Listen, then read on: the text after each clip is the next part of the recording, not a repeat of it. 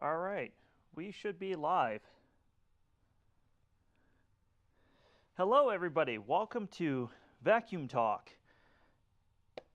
We're joined by some folks from our Discord server as well, so you'll hear them chime in if you guys want to say hello.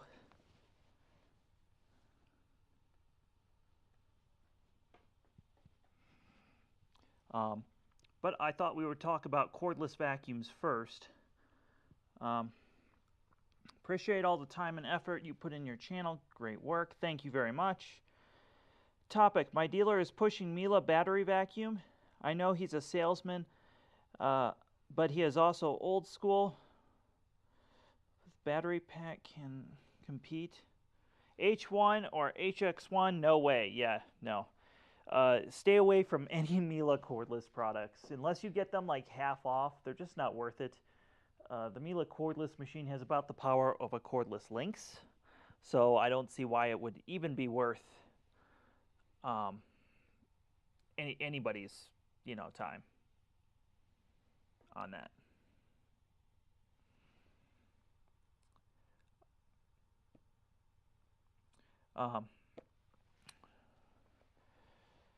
Anyways, what did you think of the V15, Robert?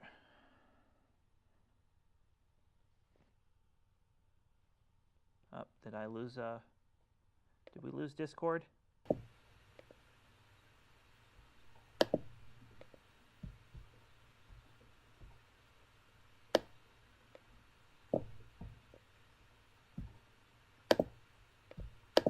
I mean, I think the Lin House is the best one on the market if you have to go cordless.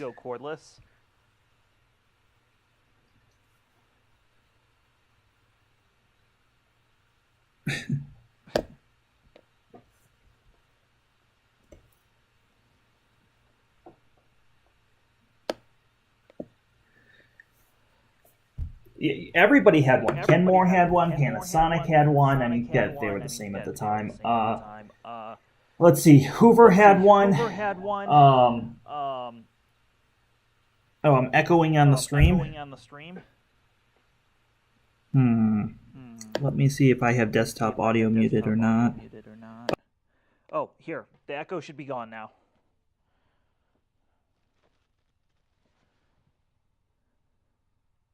Is that better?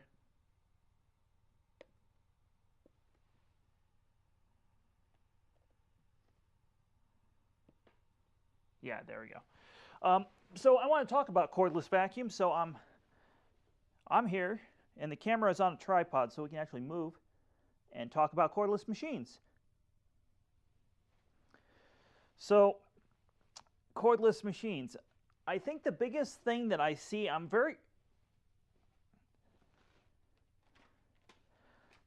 we'll have to fix that in a minute. But the biggest thing that I've seen is the cordless vacuums. I've seen this compressor. I've seen the numbers skewed on this. So I believe if it doesn't say compressor, it probably is not the same machine as the regular A9. However, the A9's numbers should be very good because they are similar. So I believe the compressor has a little bit more oomph in the programming. I wanted to clarify that because I've seen some different numbers with that posted as well. And then, of course, one thing the LG does that the Dyson will never do is it's happy. Listen to this. Oh, I said listen to this and it did not. There we go. That tone is very that's just very much Asian market. So, are we out of Discord? Tracy has joined us from Intellitech Studios.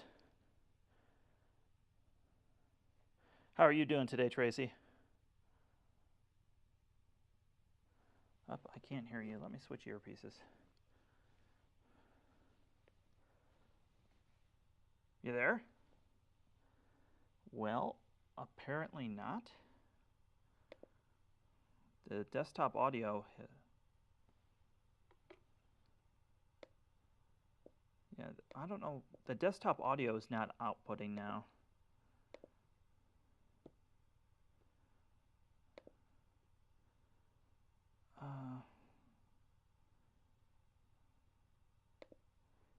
Try her again real quick. All right, well, we're all right. Yeah, I'm not getting the desktop audio in on Streamlabs for whatever reason. I don't see it mixing in, so I apologize about that. It's always something with me. You guys probably think I'm technologically impaired here. Oh, Hoover Lux.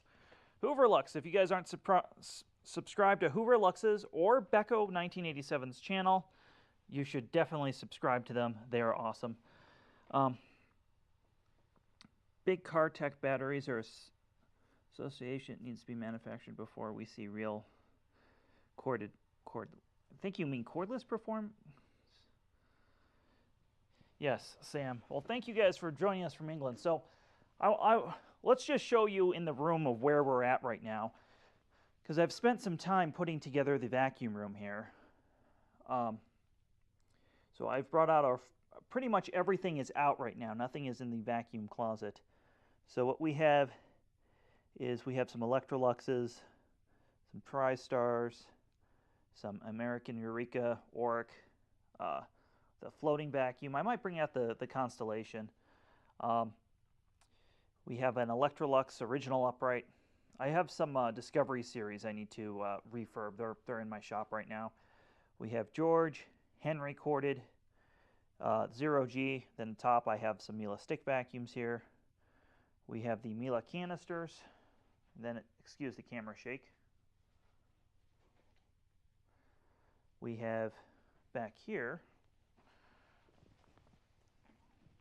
get that out of the way. I have back here, we have some convertibles, some other Hoovers, some sanitaires, and some sweeping flaps right there. Oh, I wanted to talk about these for a minute. Let me turn the lights on now that the chat has started, and we're going to go with white light, so brace yourselves for the color change here. Let's go up to white light, and we'll all right. So now that we've gone to white light, here, you can see things look a little different now. And I'll turn some studio lights on as well, so y'all can see what we're talking about.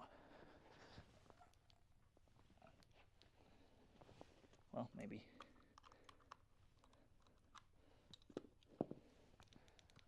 All right. So, some studio lights. I wanted to talk about floor tools real quick. So we got we have a few different attachments. I want to talk about some of my favorite attachments. Let's make sure they are in focus. Oh, yeah, you guys will be able to see that. Let's make sure on the camera. Right. Maybe zoom out a little bit. All right, we're going to record as well in 4K. So I have featured this attachment an awful lot on my channel. I really like this style of attachment with the double squeegee, but it can be expensive and at times out of stock. So I have talked to Visselwerk about that, and I actually have an ongoing text chat with one of the Visselwerk guys. Apparently there's a lot of fraud right now on Amazon, which is why this thing keeps going out of stock. So I do have an alternative I'd like to talk about. You're not going to expect this alternative from me, but there are a ton of these Dyson flat-out tools available on eBay right now, new, old stock, and they're very good. This single brush in the back, the suction channel, and they come with an 1¼ inch adapter that just locks in place. This is a very good floor tool and can be had for under 20 bucks. I've seen these as low as 10 bucks with shipping. I really think they're an excellent value if you want a floor tool. The next thing, this is my new favorite floor tool I've been playing with a whole lot lately. And I got this adapter from Manchester Vacs in the UK, thanks to Sam for suggesting the thing, or filling me in on the info. And that locks in place, and this adapter is supposed to be for a Miele fitting. Let me grab a Miele wand. real quick. So I've got a Miele wand. So yeah, the Miele wand does fit in there and adapt, right?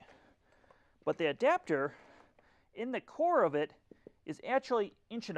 So you can take an 1.25 inch wand and shove it in there. And now this attachment will work with the central vac. So I've been using this on the end of my central vac a whole lot lately. I really like that. Now the Sebo Parquet brush is an expensive one. It's hard to find these under $50 new. I see them going like 35 bucks used on eBay. Don't pay those prices. Just go to your dealer and buy a new one. And the trick with this one is, once you get it, first of all, the brushes flow, but you remove the front brush strip, and then stuff just flows in here. And I'll show it in a few minutes, but this thing will suck up Cheerios, pet hair, no problem. And it's really going to make those basic bitches who complain about their Cheerios not being able to be picked up shit their pants. And it has nice heavy-duty wheels as well, and a very, very clear air path. When I turn this on, it makes like this whoosh sound as it distributes the air. So those are some floor tool alternatives to the Visselwerk, which, again, I still recommend the Visselwerk, but if you want some alternatives, those are them. Let me answer some chats now that we've talked about that. I'm starting to like those convertibles more and more. Such a shame I missed the Concept 1. Do you have one favorite vacuum in the room? I have an unhealthy obsession with vacuums. Haven't you noticed that? Have y'all not noticed that I have a very unhealthy obsession with vacuums?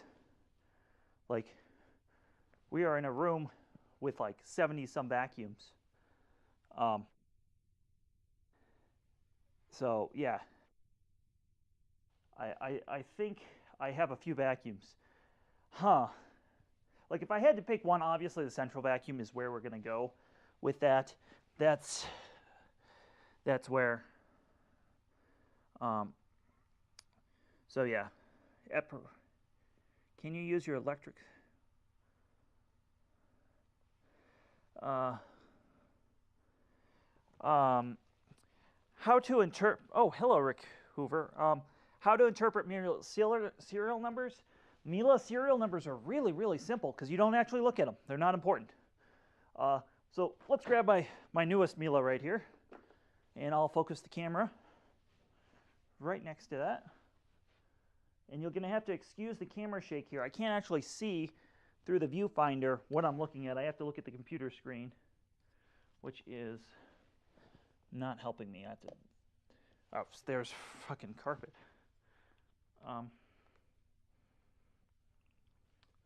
Oh, and YouTube keeps going up in front of OBS. Sorry about this, folks. I apologize. We will work out these kinks as we go. All right. So now, all right. Let's talk about Miele serial numbers. Can you all see that all right? It's too much light. We're going to have to turn. Let me turn some settings down on the camera. That will probably fix that problem. Ooh, that's not coming in clear, is it? All right, so serial number is unimportant. What you want to look at is the number here. This was made 08-2019. So it's just very clear the month and the year it was made. And we can do exactly the same thing with, say, the oldest Miele in the room.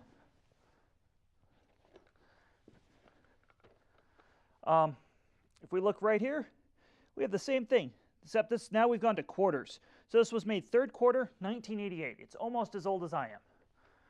So anyway, so that's how you date Miele's, if you want to know that. I did have a very old video on that, but yeah. So I just happy to show you that. That's kind of why I brought everything down. I thought I would just kind of answer questions about collections and what's here. Now, everybody in chat, I haven't heard the Discord talk here in a minute.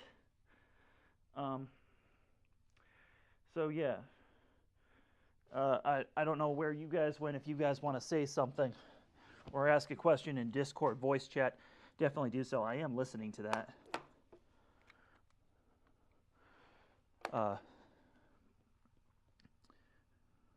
Oh, you guys are all muted in there. That's why I don't hear anything. Let's take a look at our chats.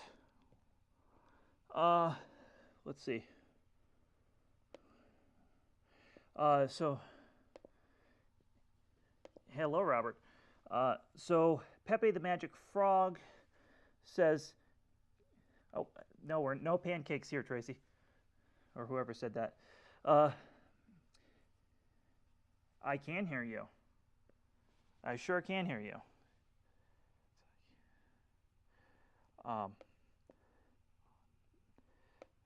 So I want to answer some questions from the chat real quick.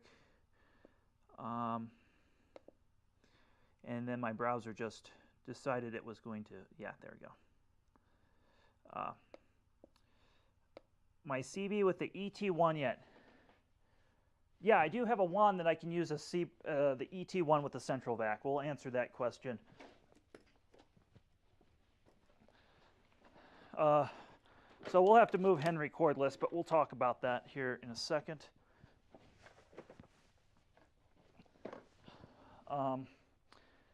Yeah, we can use.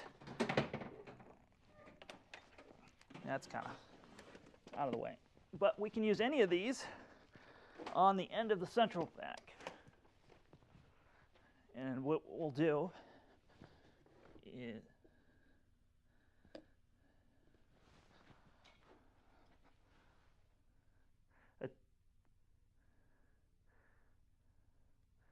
all right.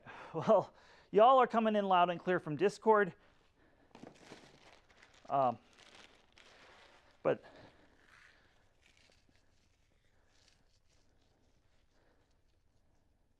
yeah, you can only listen to one or the other. So y'all can see that. I can see that in OBS Labs. I'll get back to the chats here in just a second. But basically, this wand is your magic adapter for, oh, it's stuck on there, for SIBO nozzles. And that allows me to just plug right in. Just this for this carpet.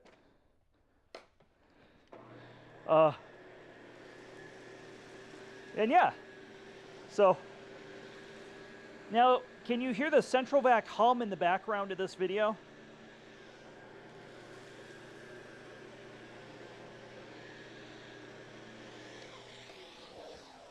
Yeah, I should have an associate link for that. That would be good. And then this is one of my favorites. This ETC nozzle is, if we can get in here. Oh, it doesn't quite line up with that. Huh. That is weird. We have come into technical difficulties. I said it fits. The ETH fits. That's odd. So yeah, the ETH fits.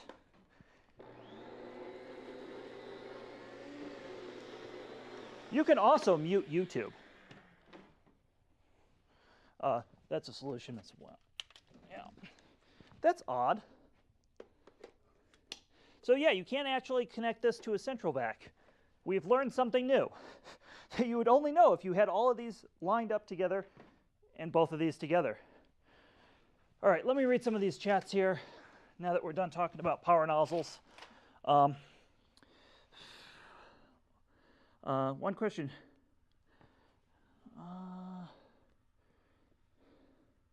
Okay, somebody asked if the SIBO K2 is a sealed vacuum. That's kind of an iffy one. So there's no actual gaskets going to the exhaust filter on that, but it does filter very well. So it's not sealed, but if you put a particle counter to the exhaust of that machine through the pantyhose, it does filter well.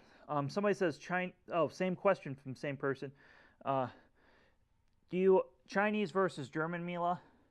The reason that they operate in China, from my understanding, is it has to do with the European Union not allowing them to build a big enough factory. So that's my understanding why they assembled some in China. Now, somebody, Zach McDonald, I hope that's not your real name you're using in as YouTube. But yes, if we have a PO box, I do have a PO box that I use. If you want to reach out to me in DMs, I can give that to you. But the reason I don't have that publicly posted is the PO box where it's located is going to change within the next year. So I don't know where it's going to be, so I don't want a whole bunch of mail going there and then me never getting it. Let's see. Grabbed my red velvet, and it UK has different serial number. Well, let's see. Well, we can pull down the red velvet. We haven't talked about that in a minute. Let me move these nozzles out of the way. Let's talk about the red velvet. We'll look at the serial number on mine. And I love that I have on mine, if we can, let me pull up. Sorry, I have to switch between windows here to see what I'm doing. So Sam, I hope that's coming in clear for you. But those are the US serial numbers, and you can see my bad handwriting. It says do not sell, because this was a display model at a store I used to work at. And this one is made in Germany as well. I need to blow this off with compressed air. These really do get dusty when they just sit.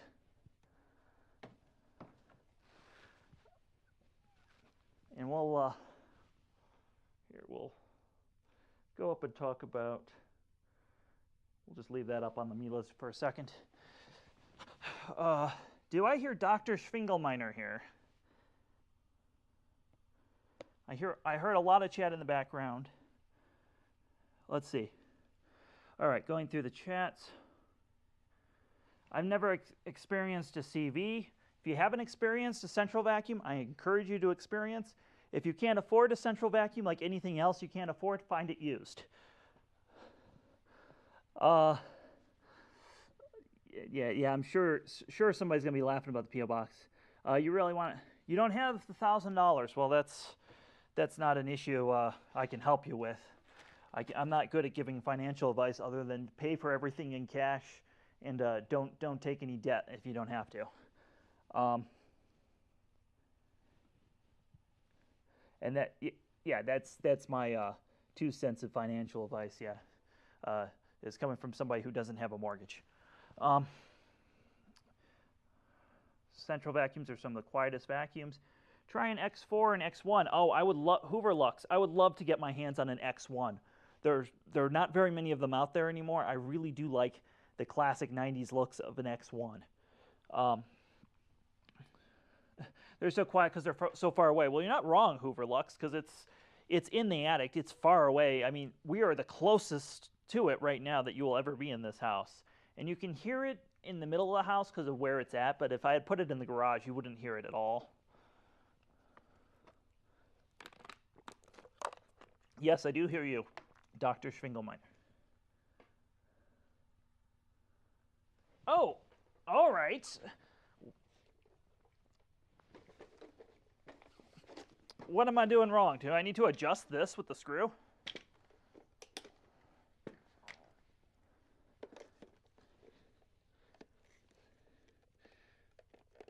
Dr. Schwingelmeiner? I don't think it fits.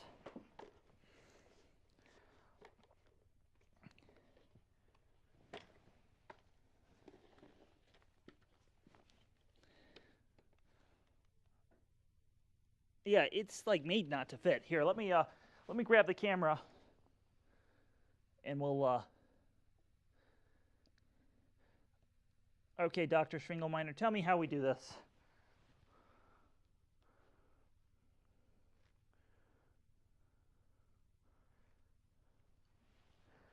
So, the problem that I see right now is that this distance between here and here is different between the two wands. Will that stand up by itself? If we line them up, you'll see, maybe you can see it clearly.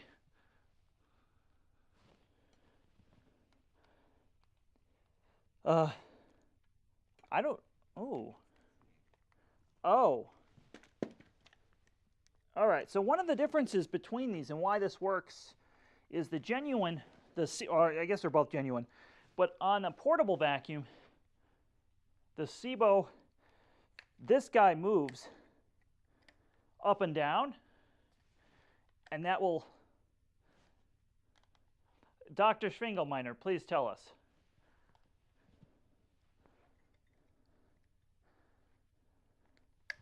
Yes, but you can't, the plug does not slide in the central vacuum wand. It's molded in one piece. So if you'll see, this doesn't move like that wand. And that, you can see, is molded as one.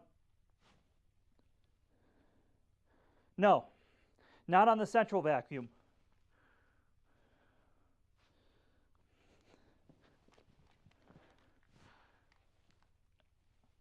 They did. It's one piece, Dr. Schwingelmeiner. It's one piece on the central vacuum, and then on the genuine SIBO, it's... Nope, this is... Yeah. Let me... It is fixed in position. The other one is not. It's molded as one piece.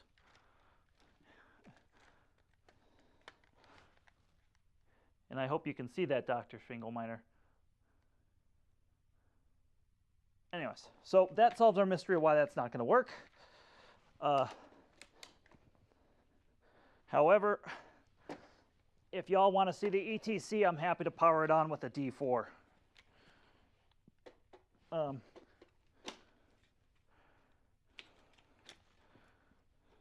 Yeah, they are both genuine. So I want to talk about Powerheads, why we have them out, because I have a few of them here.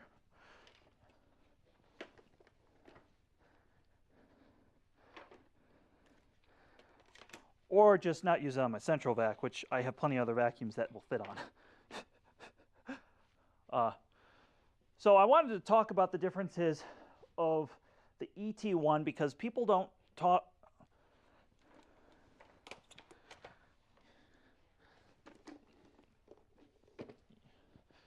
I'm familiar with what you're talking about, yes.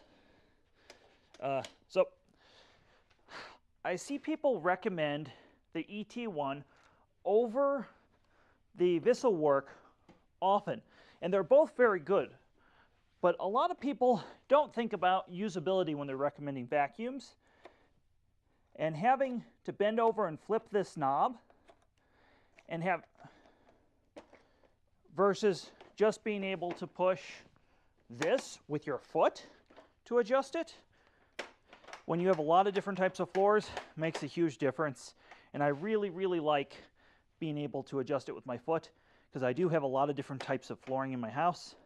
And then the other thing is that this head is lighter weight than the ET1, and it maneuvers a little bit better because of the size of the wheels, I believe. And then having a light. I'm sure Curry Pot Noodle on our Discord server will agree. Having a light is really kind of a nice thing. And circling back to the Dyson V15, that whole feature of that vacuum is it has a light. That's a whole feature of a vacuum. They put a whole model number out for. Now, another one I have, if we want to talk about central vacuums, this is gone, these have gone away, but this is an EBK 340 with a light. And this has no height adjustment, and that was the big problem with this. It had no height adjustment, and it had a filter inside it that needed to be changed. And here is one without a light, just for... I mean, where else are you going to see this many vacuums in one place? So that's kind of a difference between those. Well, I guess you probably all want to hear, if y'all want to see the old fluorescent light fire up, we'll do it. It's going to take it a minute, and then the fluorescent light fires up. And it does the things. Right there.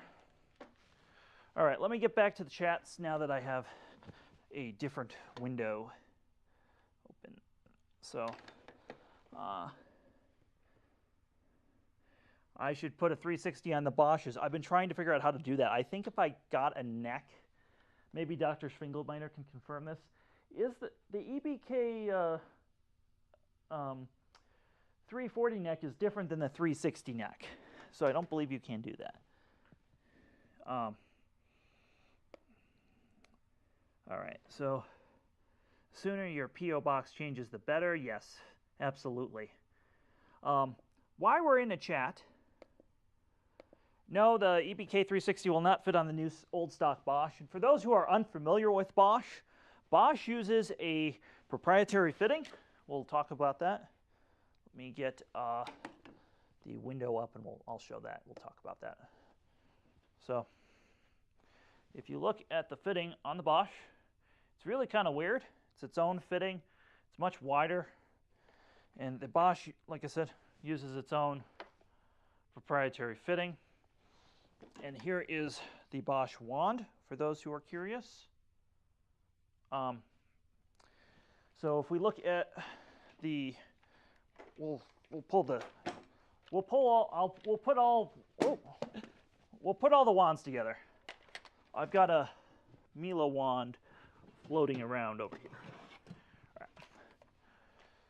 So I'll show you a central vac wand, a SIBO wand, and a Miele wand. And if you look, they're all, sorry, I'm doing this mirrored.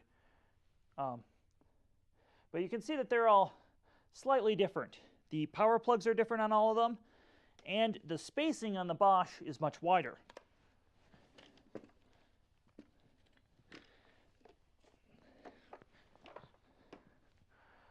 The fitting on the EBK 360 is different than the Bosch. Trying to get this all on camera. So they're not interchangeable there. Now, that being said, let's talk about some witchcraft. This guy right here, I have ground a little bit off there. So that if I want to take the Miele tool right here, so now my Miele tool will fit on the end of a Bosch. So I guess with all that being said, I need to take a Bosch down. You guys want to see the red Bosch or the blue Bosch first?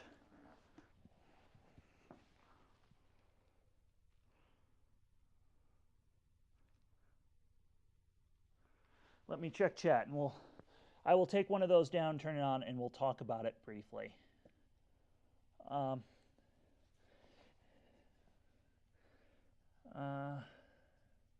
Necks are similar.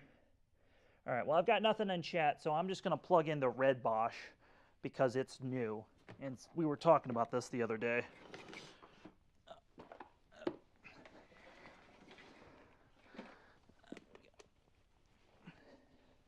So let me pull some of the central vacuum stuff, move that to the side, since we have quite a bit of vacuums out.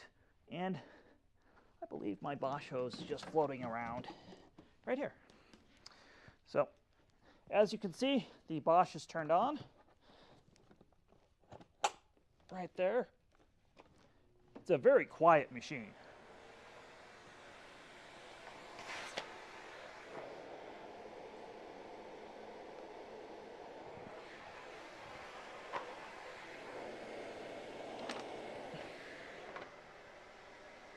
Well, we're going to have to move the camera down, but ain't that something? Seeing a Miele tool just park on a Bosch.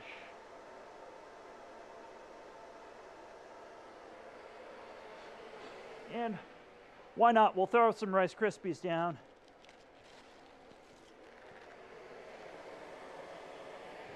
So that little modification I did to this one wand allows me to use this Miele tool and really any other tool I want.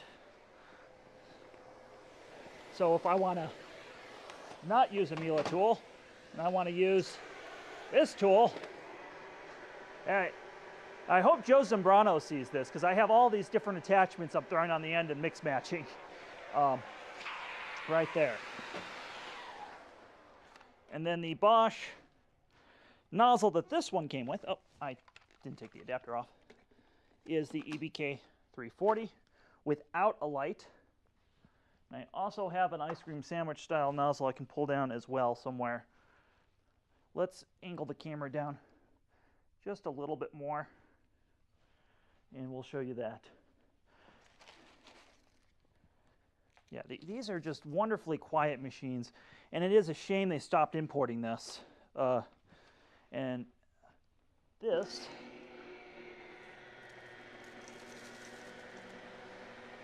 I mean, this machine is just very quiet. It's very maneuverable too.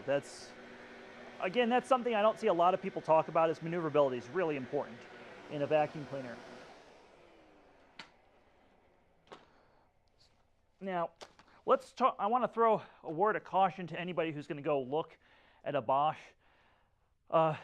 There are some sellers on eBay who have stored in Waco, Texas, of all places. And if you grew up in the 90s, you'll know the significance of that location. And they were stored outside in a warehouse, and that allows the plastic to degrade. So my handle actually came cracked and broken. I don't know if you can see that there. I fixed it, of course. And then I want to talk about the unicorn tool, because this is very strange. I don't know if y'all ever seen this unicorn tool. So it's a crevice tool, and then it stores, and then it's an upholstery tool, and you put it on like so, and then you flip this up, and then you turn this knob, and now it's a dusting brush. Horrible execution, interesting idea. I think my other Bosch is much better, and this is one I saved from the trash. Oh, here's the smaller nozzle that was available. But this has a regular set of tools, and I think this is far more practical for anybody using a vacuum. I really like my Formula Duo. I think it's just really a fantastic little vacuum. Again, I wouldn't tell you to go out and buy this, because these are old enough. When vacuums get to be 15, 20 years old, reliability, plastic molding, all sorts of weird things can happen, so I don't recommend it. If you want to see more on this nozzle, I have a video that I did on Wednesday of the repair of that. I'd encourage you to check that out. And let's get back to some comments here with all that. All right. And I want to thank you all for watching, by the way. I really appreciate that. All of you are here. And if somebody could please share the Discord server to the chat, that would be excellent. Let's see if I can do that.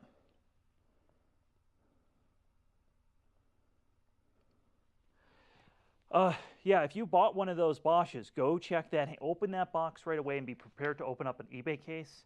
They won't send you parts. What they will do is they will just attempt to refund you and return the machine, which is a real shame. They should probably just take 2 or 3 of them out of their inventory and part them out. They would make far more money than just selling the whole canister, but, you know, what do I know? Have you used the 220 Phillips? Oh, I'll dump it in. Thank you, Robert. I appreciate it. Vacuum talk.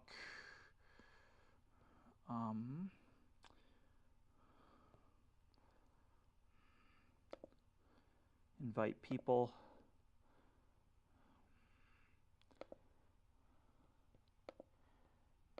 All right, well, it's in the chat now. All right, you guys want to see the 220 Phillips? We'll talk about the 220 Phillips. Let's move our Bosch out of the way. We have quite a few vacuums out. So anytime friends come to visit or collectors come to visit, this is something that happens. You just get so many machines out that you have to start putting them away. So excuse me for doing that. Now, someone in Discord was asking me about my bag and what it would look like inside. So once you open this bag, yeah, the dust chamber is not the cleanest inside. I think these cardboard bags, from sitting in there so long are not the best. I think the better thing to do is order yourself a set of Bosch bags, genuine Bosch bags, which remind me so much of Miele bags, it's funny. And then when you have that, you're going to have this plastic collar, which will support it a little bit better. Now I'm going to vacuum out the Bosch with the Phillips. I cut so many wands out. So we'll talk about the Phillips because I love the Phillips. This is, if you've seen an Oric Dutch Tech, This is like that, but better because it's lighter weight and more compact. And the Philips operates with an adapter.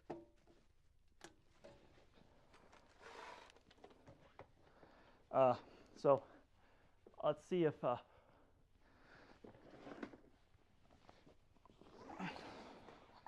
we're going to service the Bosch with the Philips. How about that? Haha. And the thing I like about the Philips is all the tools are button lock. I think that is amazing. So I'm going to turn on the Philips. It's very quiet. Oh. It helps if I plug in the power supply.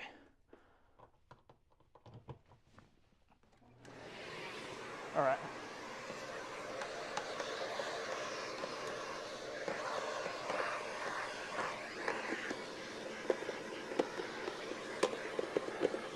I would not have thought to check in this if it wasn't for somebody in our Discord server who said they had one of these.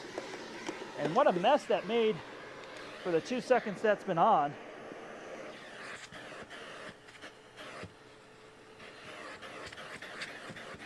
So I guess I'm thankful. When the stream's over, I'll probably go out and do some dusting here with compressed air. But just to verify some of that stuff on camera. And the Philips has, we'll put the Philips here in the camera in frame in a second. But y'all are getting to see a preview that nobody's seen. New Bosch P-bags. I don't think the Bosch P-bag is as well designed as the G-bag, and that's why the new canisters use a G-bag, not a P-bag. Yeah, you can see that lines up a little bit better in there. Or maybe you guys can see that. So I think we're not going to use the paper, but the original bag. It's a nice big bag.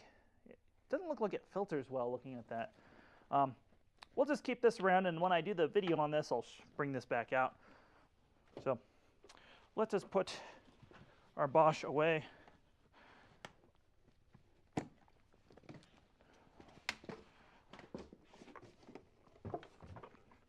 And we'll talk about the Philips.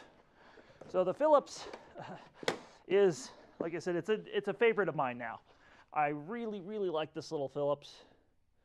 And unfortunately, this is going to lead to me buying more 220-volt machines. This little machine is so cool. And it came with, we'll get the wands out. Wands are cool on this. They're got like a plastic insert.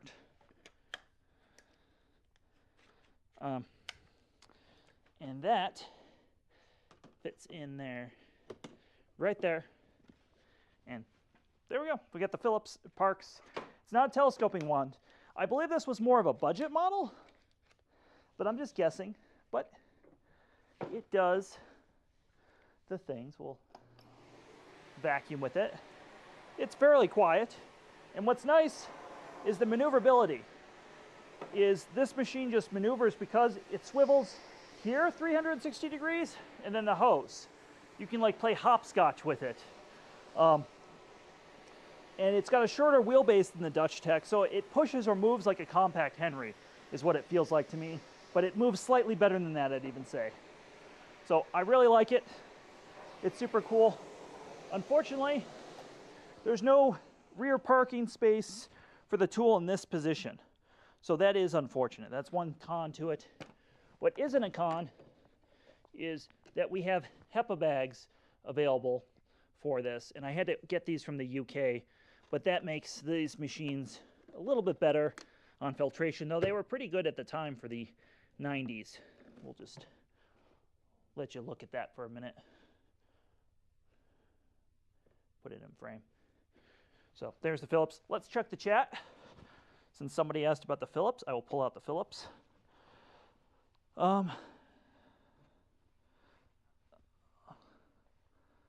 It sounds like the CV. Cool machine. What's the difference between the Oric Dutch Tech and the Philips? Sure. The Dutch Tech is the fatter American cousin. I'm probably going to do a whole video on this subject because it is there's a good 15, 20 minutes worth of content here. Let's get them both in frame. All right, so you can see that they are not quite the same size, though they are the same design. And in my unboxing of this, you'll get to see a few of the differences.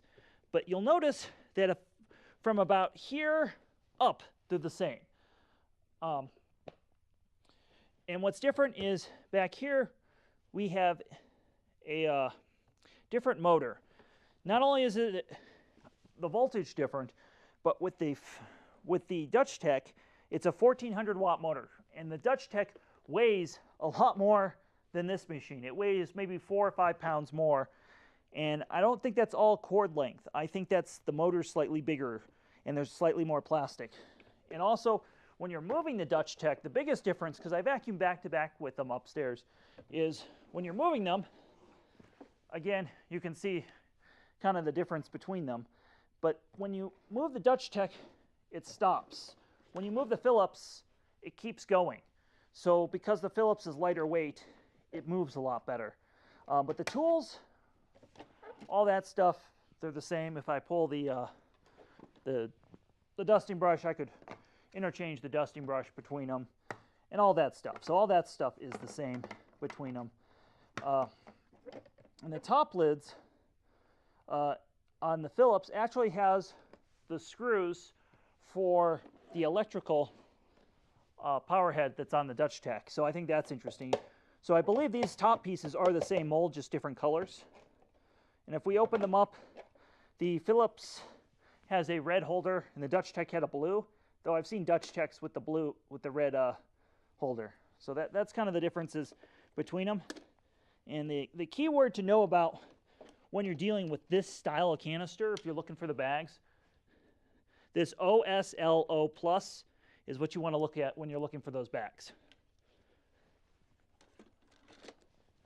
All right. So now that we've answered that pretty thoroughly, I think, maybe somebody else has a question. I'd love to own I own 2 US Henrys cleaner and love them.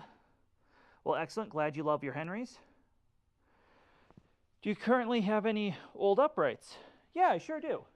I think, I guess I should preference this as I grew up with a canister vacuum. So to me, a vacuum cleaner is a canister vacuum.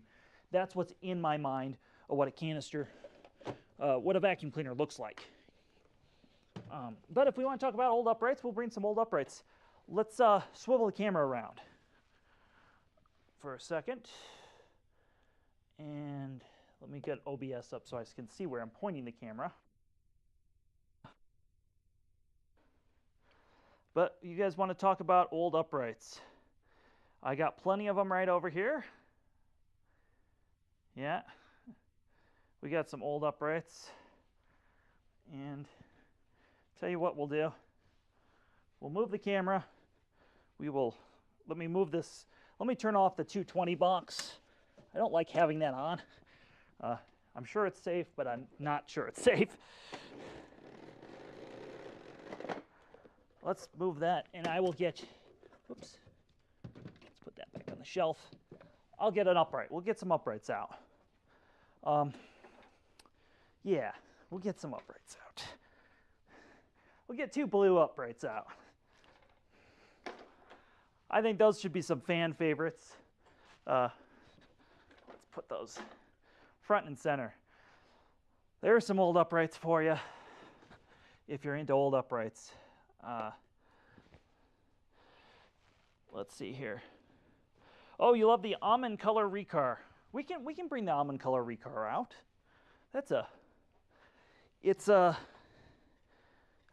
Man, it's a doozy. I really like this style of recar. I wish they had never gone away from it. It's lightweight, it's maneuverable. So we'll talk about those. We'll talk about the recar here. And the recar,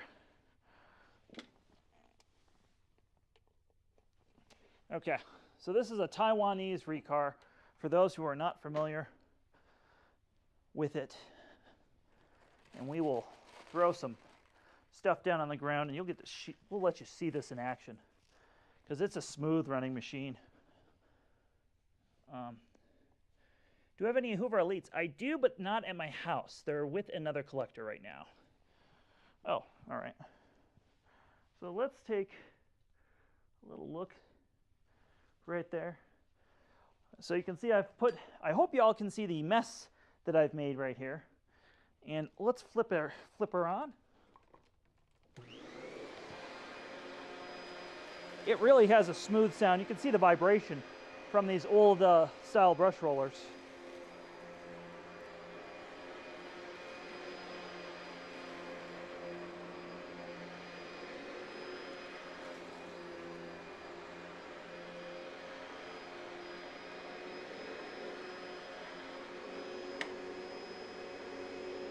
Just really a smooth machine.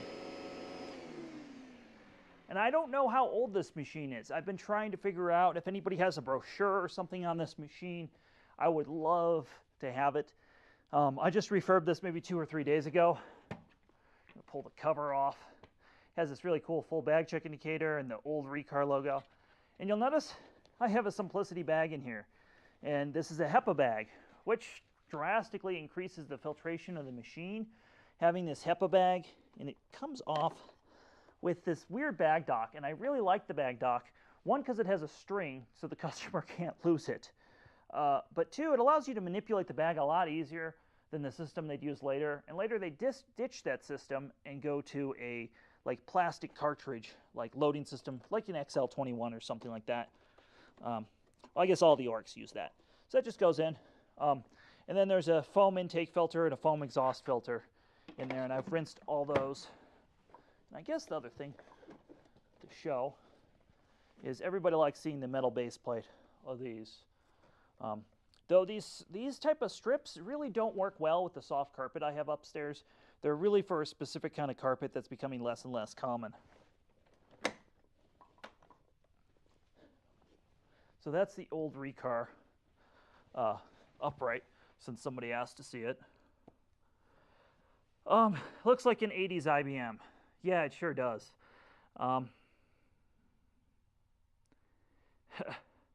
The Virgin Sanitaire and Budget convertible versus the Chad Eureka and RS convertible. Huh. Let me drink some water here. All right, well, let's move this guy out.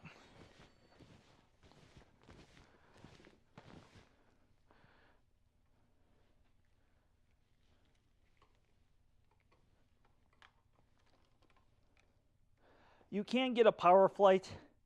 It's a lot louder, and it's not as nice. It's not bad, but again, I don't know what I can't think of any situation where you'd want that. I'm sure there is one, but having to change a rubber belt seems kind of silly to me. And I also have the newer Recar version of this N2200, and it's mostly the same vacuum inside, but the motor is very different. This doesn't have a Taiwanese motor. This has a United States motor. So I guess I should fire that up. I should Joe Zambrano something for you. I did Joe Zambrano earlier. I would say half the stream has been Joe Zambranoing. So let's pull the Recar closer to the camera. Sorry. Unfortunately, when I'm streaming, my camera's viewfinder turns off. So again, if things seem awkward or weird, it's because I'm having to look at a computer screen that is mirrored in the wrong direction. So this guy, headphone warning, first of all, it's going to be loud.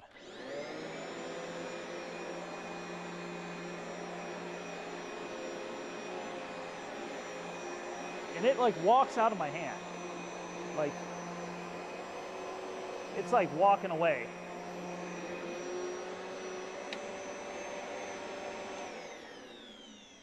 And this motor has had, you can hear that whine.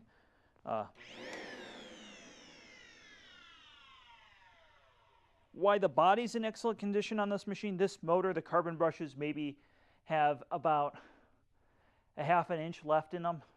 And they were like inch long. Like this motor is not long to live, and I've re-greased the bearings, and it sounds like shit still. So we're not going to use it a whole lot. I did vacuum my basement with it, trying to see if I could maybe work in some of that new grease, but we had no luck with that. It still sounds like this. So that is this machine, and this has a newer brush roller in it that barely has any wear on it. This brush roller, really nice brush roller on that as well. And originally I was going to sell these two recars on eBay. I kind of like them. I might just keep them. They're pretty rare. You don't see a lot of them around.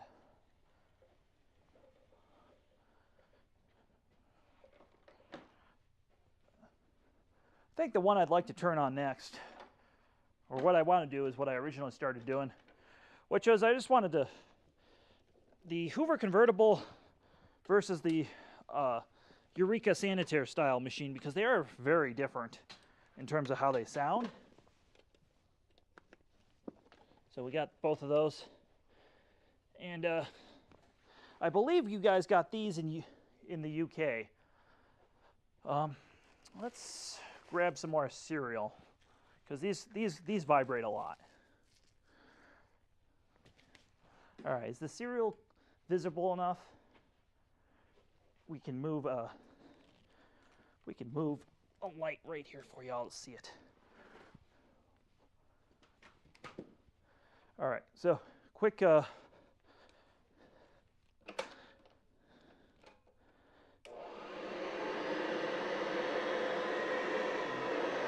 needs to be adjusted. There we go. And you can see that's just gonna vibrate stuff in. It beats, it sweeps as it cleans. Very much so. And then let's listen to a Eureka Sanitaire.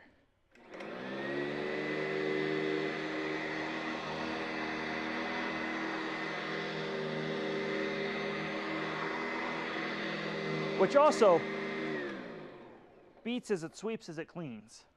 And both of these machines are fitted with, the zipper's going opposite directions. Both of these are fitted with a modern style HEPA bag.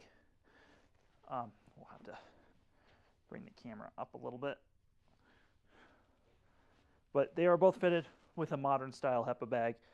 And I do this so that I'm not breathing dust. You don't want to breathe dust from these old cleaners. And then the gaskets have been properly redone as well on the bottom, which makes a big difference. This gasket right here, the stock gasket's horrible. You want to just put some silicone in there with the stock gasket. So that's those two machines. Sorry. As well. Let me answer some more questions in the chat.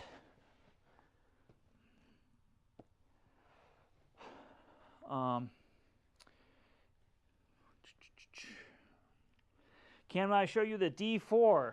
I don't know if I can show you the D4. I like them both, but I'm very biased towards the Hoover. Yeah, I still have a Concept 1. Let's put the Sanitaire plastic junk away, because that was a Chinese motor Sanitaire, by the way.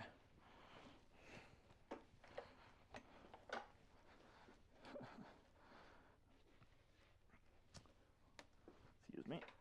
They're off in the corner right over here. This is a machine I refurbed with Dr. Schwingelmeiner.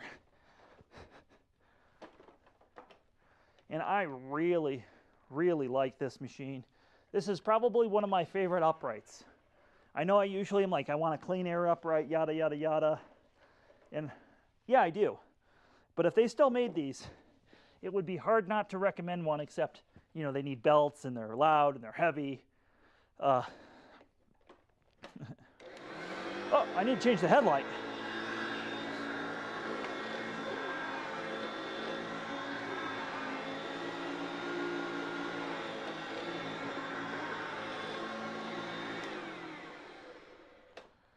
That does exactly as it should.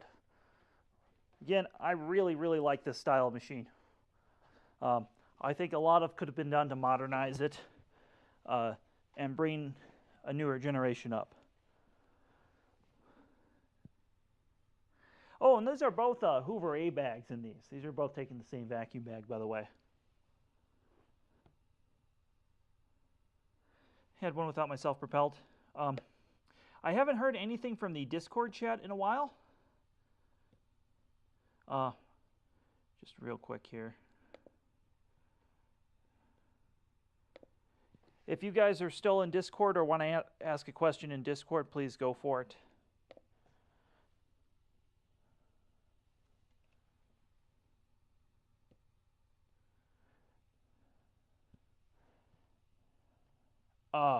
That's...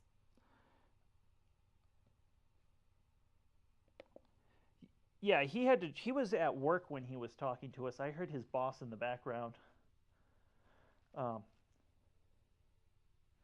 Yeah. So yeah, that's what's going on with that. Let's see here. There's not a lot in chat right now, but I will. Maybe my chat's delayed. Interesting about U.S. convertibles, the quality over in the UK is. They are the UK senior, yeah.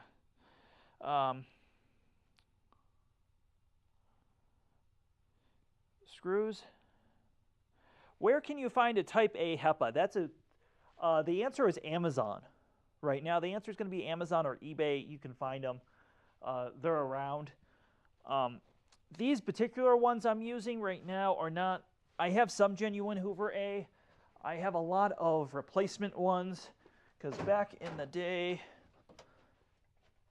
we had. Now I'm looking through my bags because I have a lot of vacuum bags.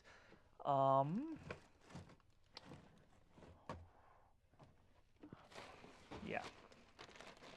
Let me.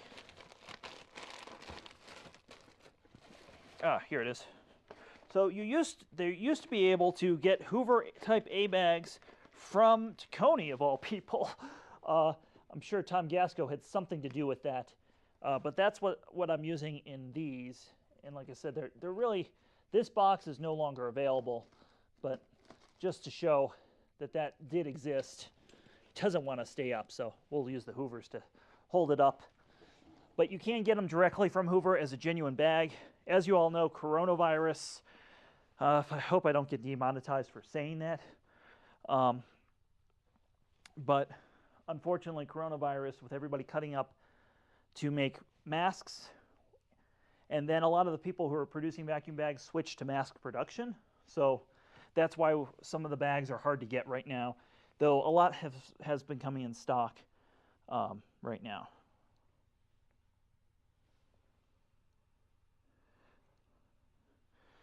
Do I have a tool set for those old Hoovers? No. And I wish who was it, Backmaster maybe? There was one of our regulars in our Discord server posted one of the Hoover Concept 1 toolkits that clips on the bottom. It's kind of interesting. I do have a toolkit for like a sanitary Eureka. Anybody who's privy to our Patreon, so let me just pitch Patreon and tell you what that is if you're not familiar. Patreon is a way of helping support the channel because of the sporadicness of YouTube. You know, you can go 4 months and not get paid with YouTube. Buying vacuums, refurbing vacuums costs money. Camera equipment costs money. So you can give $5 a month or more if you want and get exclusive content. I do a once-a-week vlog. I do giveaways occasionally, and I make a lot of content exclusively for Patreon supporters. So I produce about 3 videos a week, usually a repair video, a review video, and then a Patreon vlog. And then the Patreon supporters often get like little clips and all sorts of things there. So that's what Patreon is. Yeah, Vacmaster 2020. Thanks for posting those tools. Anyways, so my point is, if you've been a member of Patreon, there was a Patreon-only video where I showed the tools and how they connect to like an old Eureka machine. And the old Eureka machine I am referring to, of course. Oh, let me pull this. Let's pull these monstrosities out. I think it's important why we're talking about old Hoovers is that there was a time In fact, I can't think of a time when the companies haven't just been blatantly copying themselves. And I think that's something that kind of is worth mentioning. Man. Anyway, so I have a tool set to go on the end of one of these old Eurekas right here. Let me readjust the camera here. Again, I'm sorry for the quick and dirtiness of this.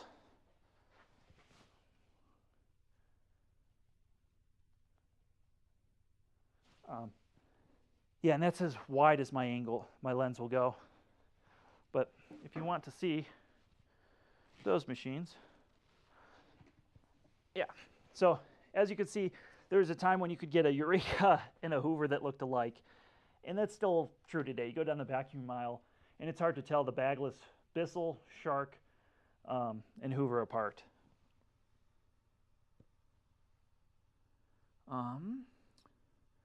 Let me go to...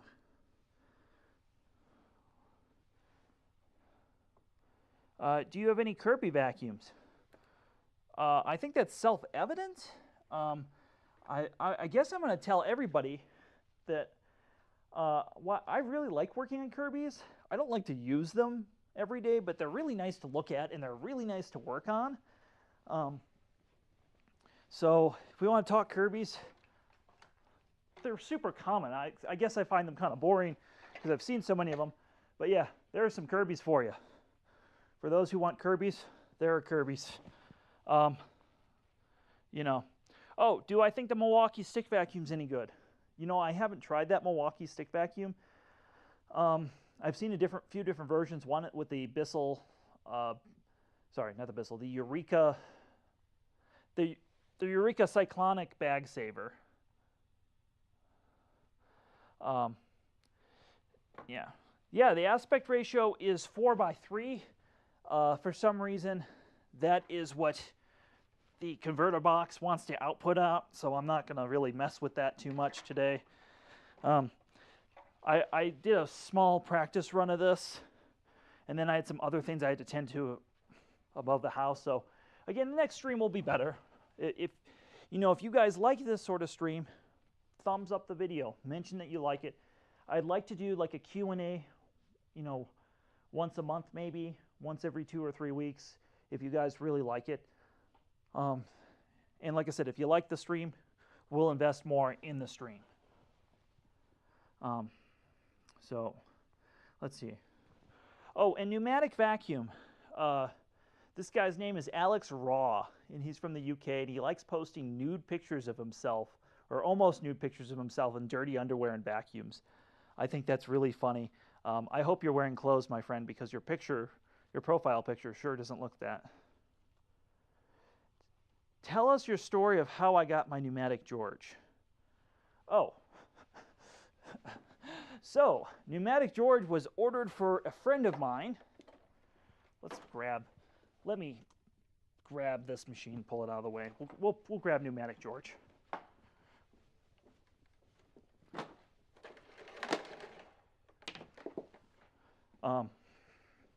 So we'll talk about pneumatic George. So if you're not familiar with what a pneumatic George is, pneumatic George is a wet-dry machine that is a wonderful wet-dry machine. He's more of a wet machine than a dry machine, but he has a large bag, and he doesn't have a cord rewind, unlike the rest of the Henry family. But he's great for detailing cars, quick spills. I wouldn't want to do a large area of carpet with him. He's got kind of a limited capacity for that. But I think if you had an apartment, he'd be a good only vacuum option. If you had to have just one machine and you were tight on room. So how I got pneumatic George, if you give me a second.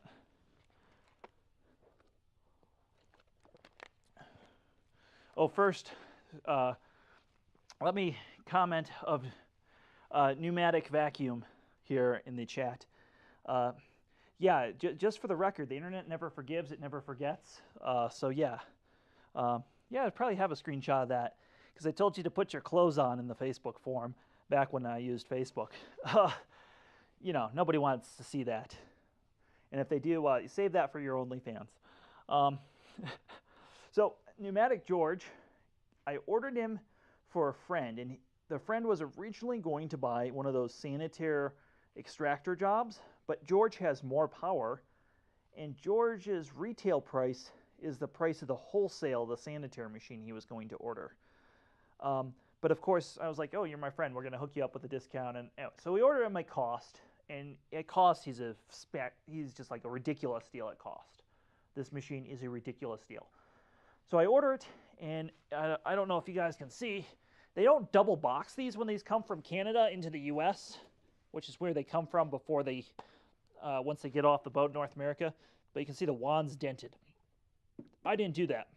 UPS did that, or FedEx did that. I don't remember how he was shipped. But basically, I had to wait for warranty, so I couldn't. So my friend gets it, he opens up, oh, it's broken, drops it back off with me. So I warranty out the wand, whatever. And he didn't really have room to pick it back up after that. And then Dr. Schwingelmeiner was going to buy him and use him for central vac service calls, because this is a particularly powerful machine. And then Dr. Schwingelmeiner never paid the friend for it and ended up not buying it and decided he was going to go a different route for what he was doing. So George has been in my house now for 2 years ever since all that went down. So I send pictures of George to the friend who technically owns this occasionally and ask him when he's going to pick George up. And George is an orphan. If you're wondering, the story behind George, that's the story behind George if you cared to know. I'm not sure anybody cared to know, but that's the story behind George and why George has been in my custody, even though technically he's not mine. He's one of the few machines here that's not mine. I've got a red Kenmore over here in the corner that's not mine as well, but everything else is mine. I've counted in this room, I've got about 80 vacuums, and probably 70 of those I fixed up in just the past few months alone. So I've gone on this big binge of fixing everything up and getting everything nice and perfect and working. Yeah.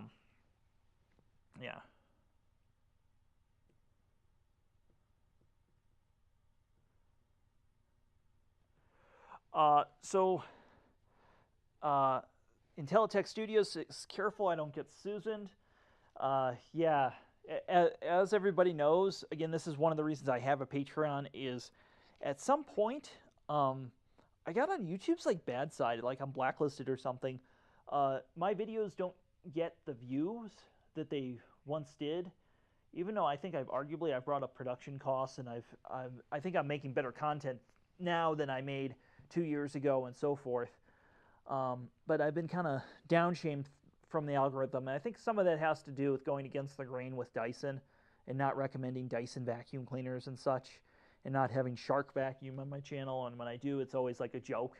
You know, the joke about Shark Vacuum is just the only thing you do when you service it is throw it away. So, yeah. So that's when we talk about getting Susan, that's probably the reality of it. Also, I don't believe, by the way, today is the first day of Passover. I'm being a bad Jew here and not reading the Torah. Instead, we're celebrating. I'm here talking with y'all. But I think God will forgive me for that. But anyways, I don't think I'm intersectionality enough to be promoted on YouTube, so they put me on the blacklist for that. And I made sure my YouTube channel doesn't have anything political or anything like that I'm following and stuff. And like I said, I'm still, I don't know. They're not the biggest fans of me, so I know I'm getting artificially stifled by YouTube. And I do know that when I distribute my content on other platforms, like I do on Amazon, that things overnight get 10,000 views easy. But with that Dyson V15 video, that really is doing well. So I think that's going to help content. I'm checking to make sure the mic is still on. So going back to the chats. Now on tool companies, since you prefer Hitachi, what's your opinion on Mepro, HPTC, and your Honda mower video? I'm a big fan of Honda. If you get a chance, try the HRX with the BBC. Did I just say something pornographic there? Like, what the fuck? I have to see what the HRX with the BBC is now. I don't think it's going to bring up something. HRX BBC. Let's see what that is. Oh, HRX series of lawnmowers with the blade cruise control. All right. Wow, that is a real thing. I'm gonna drop it into the chat. That's a real thing. I'm just gonna copy it from Honda. I cannot believe that is the name. Somebody needs to get fired in their marketing department for having that be their name. Yeah, that's a real thing. In case anybody. All right. So now that we've don't forget Dr. Schwingelminer has left some machines at your house and never picked them up. I have not forgotten, but I have put them in my crawl space and gotten them the fuck out of the way. Let's see. Yeah, I am all in good. Yes, Peppy the Magic Frog. We are all in great spirits. So again, thank you all for watching. We're still live streaming. Oh, and thank you all for 8,000 subs. Like, what the hell? That's awesome. I saw that this morning. It really made me happy. So thank you all. Braid Blake Clutch. I'm a small engine. I don't doubt that stands for something. I'm just saying BBC is, whether you're talking about British Broadcasting Association or the other BBC. Let me unhide that comment. You know, it's bad name. It's like when Dyson was naming their stuff Hard Stick, or the ball, the big ball. Like, what? Like, no, don't name your products that. There are other names. So, yeah, I think Dyson's the worst in terms of like Indo-Window names that I've seen. I'm sure there are some others out there I'm not naming. So, ITT, Indo-Window vacuum cleaner names.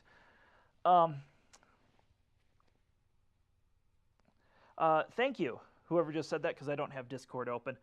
Let me switch to Discord. And if y'all don't know, we have a Discord server where we do all sorts of cool stuff, and our Discord server is the best. Like, you guys, like super hardcore vacuum fans, it's like the B of vacuum cleaners. So you should all check it out. So yeah.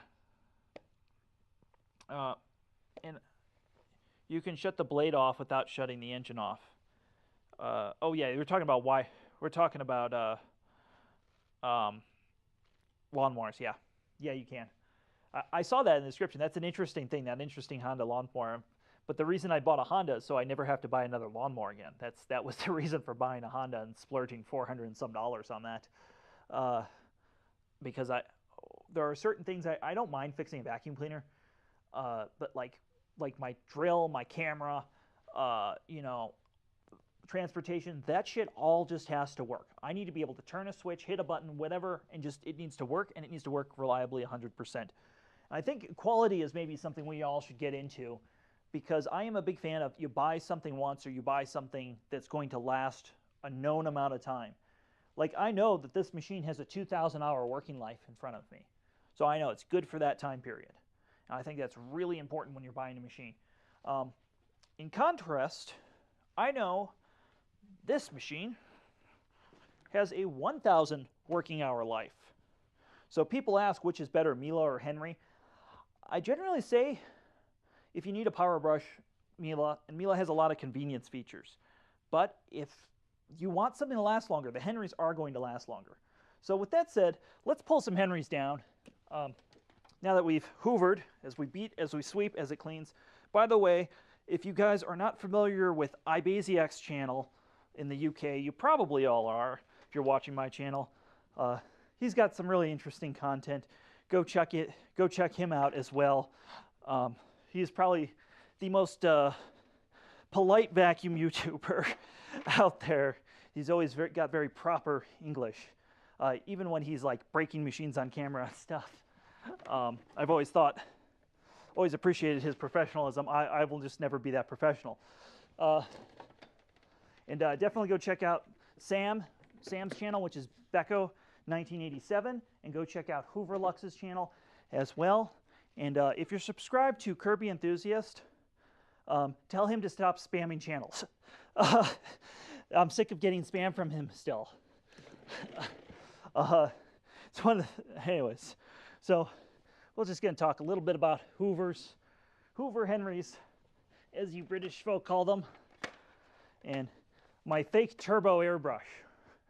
Now, I would normally, at this point, break out my TK286. I don't have a TK286 right now. I gave it to a friend's girlfriend to use with her Bissell Zing. So yeah, now that we've got some Henrys, and you can see how big Henry is, really how big Henry is, you know, compared to a Miele, you know. Let's pull out the C3 again, you know, give you an idea how small Henry really is. Corded Henry really is one of the best deals out there in terms of vacuum cleaners.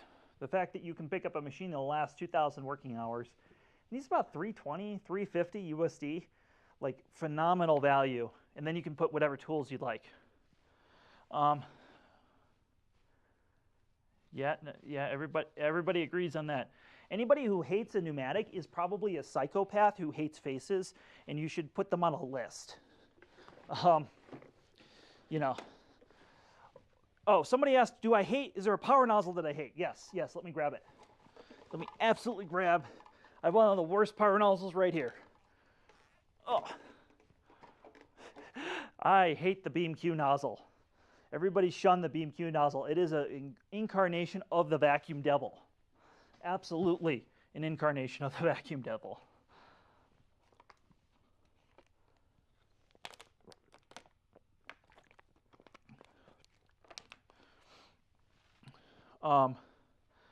And if you've never used a BeamQ, well, it's very poor quality, even by stuff made in China. It's extremely poor quality. So somebody in chat said that pneumatic is not as good. Well, I don't know the old pneumatic. I only know these newer generation of machines that we got here in the United States. I guess it's not true. I've seen the older metal generation once, but it's been long enough that it's hard for me to remember, because it was almost 20, it was probably, gosh, it would have been like 2005 last time I saw one of those. But the quality of the current pneumatic lineup is better than 90% of the vacuum cleaners out there, maybe 99% of the vacuum cleaners out there. I'm not going to knock it for what it is right now. And it's stuff that's made in a first world country. The fact that these are made in the UK, I'd rather have my money spent in the UK than in China, in Malaysia. Not to go on a side rant, but somebody was on Reddit the other day, and we all know the smooth brains of Reddit. You know, they were like, oh, well, I'd rather my money go to Malaysia than China because Malaysia is so much better politically than China. No, shut the fuck up. No, it's not.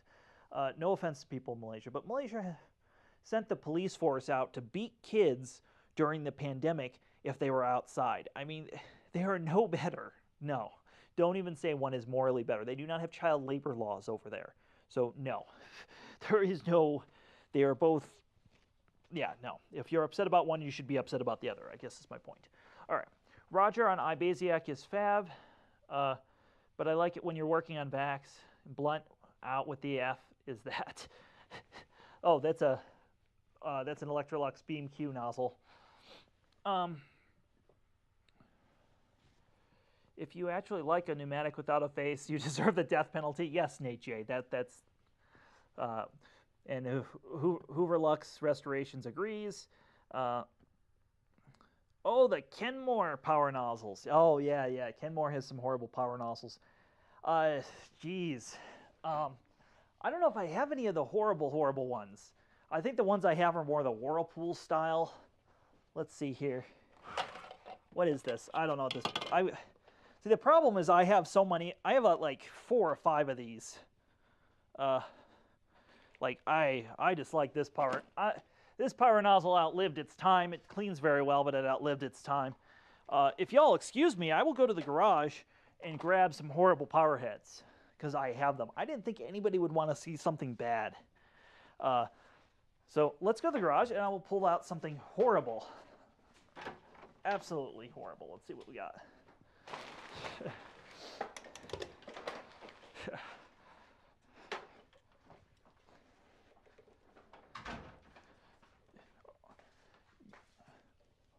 Yes, it sure is. All right. That's why Dyson uses it. All right, so let's talk about Powerheads. Some Powerheads that are truly horrible that I've probably, I think only our Patreon supporters have ever seen these or know that I even have them. We'll put Henry. We're going to put Henry aside for now. I will vacuum with Henry here in a minute because I do love Henry. And that side. Oh boy. The amount of vacuum hoses and stuff out here in the corner is overwhelming. So I have brought out some horrible nozzles for y'all to see. So I've never plugged in or tried any of these. These came from that vacuum shop haul where they were going to get thrown away. So let's try the worst of the worst first. All right. So pigtails hanging off the back always bother me. Let me grab this here real quick. All right. Now that I can see what I'm doing on camera, and we'll grab because y'all like Fruity Pebbles, right? Fruity Pebbles are like the best thing to vacuum up. Like, they're just very satisfying. All right. See this nozzle? So right there is why I don't like some of these. Nozzles that do this, even on the lowest setting, that's going to fall over in a second. Let us. All right, now that y'all can see the Fruity Pebbles a little better, let's vacuum them up. Let's see if this nozzle works. Again, I don't know if it does. No, sure does. The button lock leaks a little air.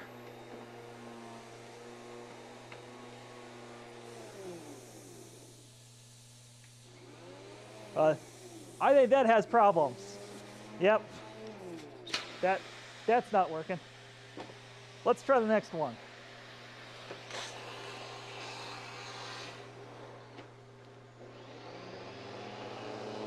Oh, that sounds like crap.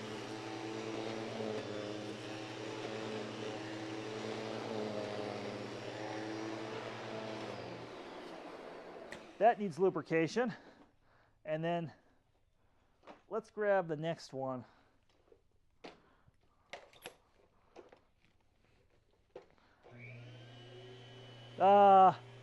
Yeah, the battery's dead in that, but that runs. All right, so, yeah, let's talk horrible nozzles. Y'all can share in the comments your least favorite nozzle. And I guess one that's horrible to work on, but that I like to use, and this is where, like I said, why you don't want to just review or play with things in a vacuum store, is the ETH is one of my favorite nozzles to use, but a pain in the ass to work on. So there's the ETH right there. Yeah, that Beam Rugmaster nozzle needs a new belt, to say the least. So those are some Powerheads there for you folks. Let's get back to the chats. No, Rainbow makes their own everything. Rainbow, everything's made in-house. What you're paying for on a Rainbow, you really are paying for all custom hardware. So that's what's going on with a Rainbow. If you had a question about that, let me scroll up in the chats a little bit and start from the top. Hoover Lux Restoration says he wishes that the UK had more power nozzles like the US, and that I could see where you would say that, especially if you have higher pile carpet. Electric power nozzles do groom the carpet. However, I think with the new TK286, I can understand why manufacturers would just go with that, because it is a wonderful turbo. The newer generation of turbo is so much better than the previous generation. Now, if you all want to know and have your mind blown about something, let's talk straight suction for a minute. So we're all used to that electric power heads clean the best on carpet. That's generally the consensus, and I don't think very many people would argue that. But I do. There is an answer to this. It's a very special nozzle I have here, the very special machine. I have here a machine that can clean carpet, not pet hair, but it can clean fine dust and the stuff from a carpet pickup test as good as an electric power head. I don't think it's significantly better, but you know, it's as good. And Visselwerk and Miele have, they actually hired a laboratory to confirm that. So that is like scientifically verifiable data. And there is a small con with that, though, and we'll talk about that. So let's grab, real quick, on stream here.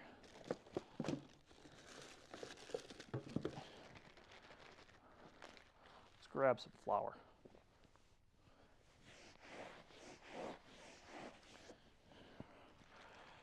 So I've worked some flour in here, and we'll talk about that. We'll talk about, we're gonna, so they don't make this in the US anymore. My understanding is if you're overseas, you can get this. This is an AirTech nozzle. It's got a very concentrated suction nozzle, similar to maybe like a carpet extractor's nozzle, and then it has a brush that flips up. I also really like, it's got a self-leveling double joint here in the floating nozzle. Really a cool nozzle. I got a Miele S6000 Jasper here. All right.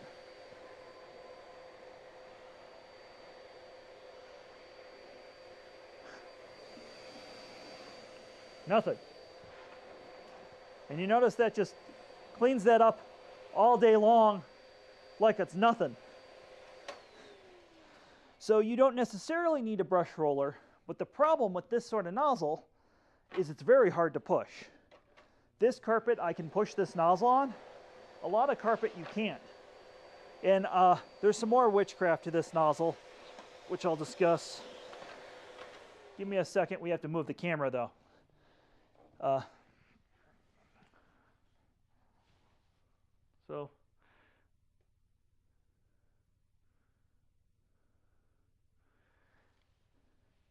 Okay, somebody in Discord said the wattage restriction. Yes, that was the reason for its creation.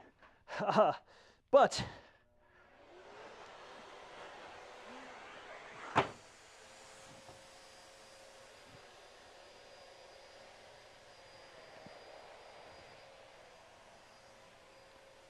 see my hands?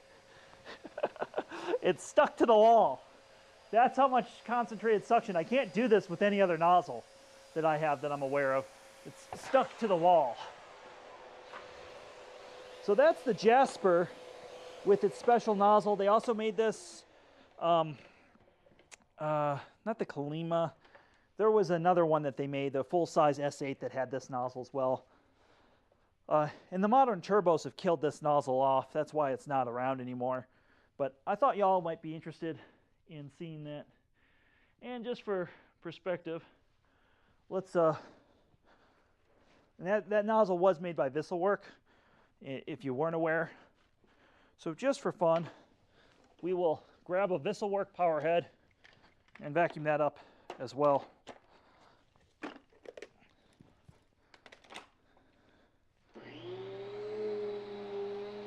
And you can see with the Visselwerk power head, there's actually a little bit left on the carpet. There we go. So you can see with that flour really how well that nozzle works, concentrating suction. Again, really a technical marvel. Sorry, try and get this in frame. The difference between these nozzles. And the EBK 360 is arguably one of the best cleaning nozzles out there on the market. Oh, we still have plenty of camera battery left. So thought I'd show that all to you. So I gotta do a video about this eventually, but this little nozzle, that will out clean most upright vacuums.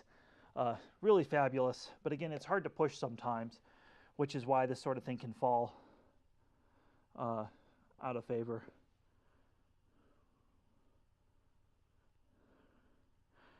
That Rugmaster have batteries? No, that Rugmaster needs a belt.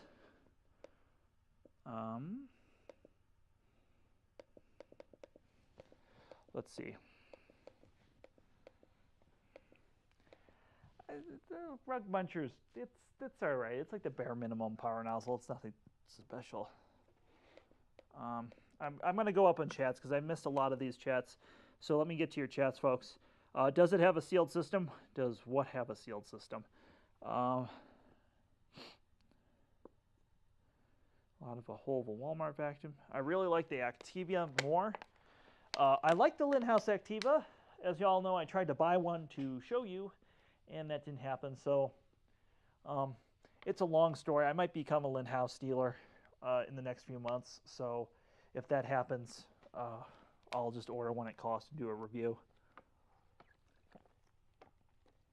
Speaking of dreadful, DC 070203,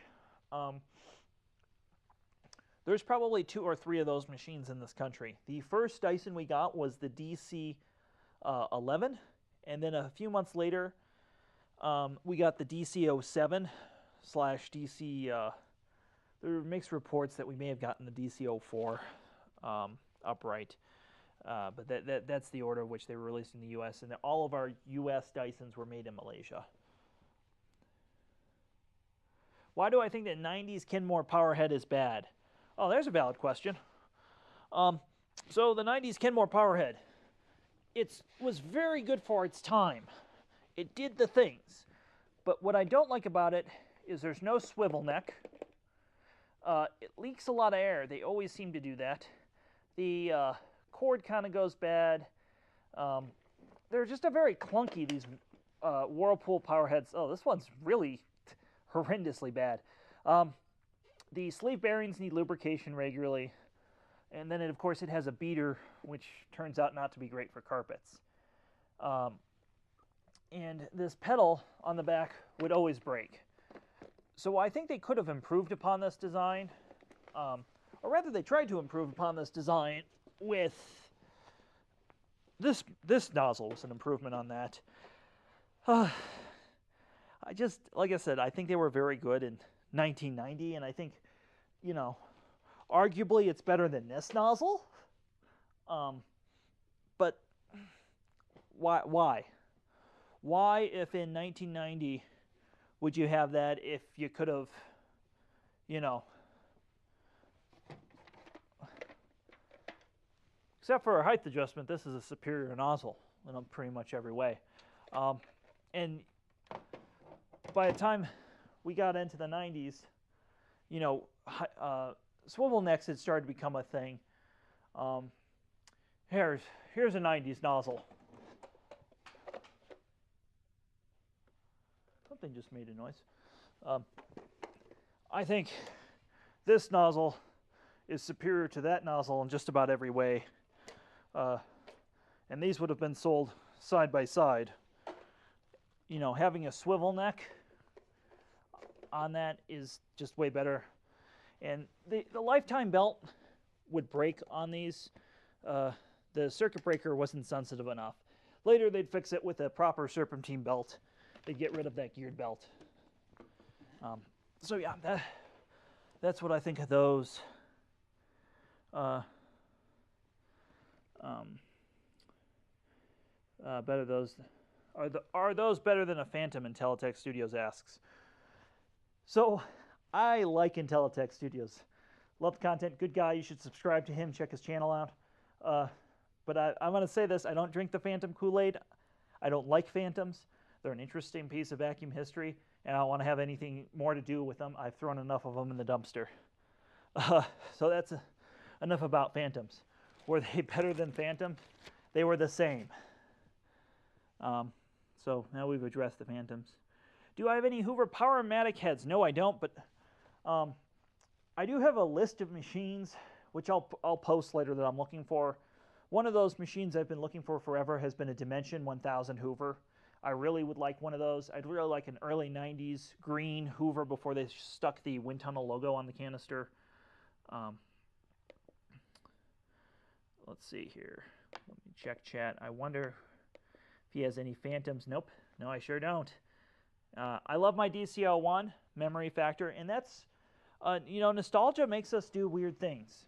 I think Hoover Lux brings up a good point, is nostalgia definitely makes us do weird things. Ow, just tripped over a, let me show you what I just tripped over. I just tripped over an ETC. Could I have tripped over a more heavy-duty power head? That's one of the heaviest duty power heads out there. Well, y'all want to talk nostalgia.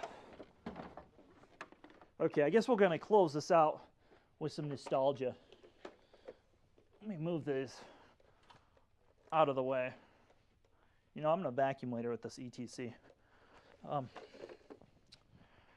But we'll close this out with some nostalgia, because this is my childhood style of vacuum that I grew up with. When I think of vacuum cleaner, this is it. This is what I think of. This exact machine. Fighting with the cord reel. Oh yeah, all the time. And I don't think very many people have seen this on my channel. I haven't done any videos on it. But this is very much what I grew up with. And if you're not familiar, this is an Electrolux Olympia Special. Let me make sure the camera's in frame, because I can't actually see anything right now. All right.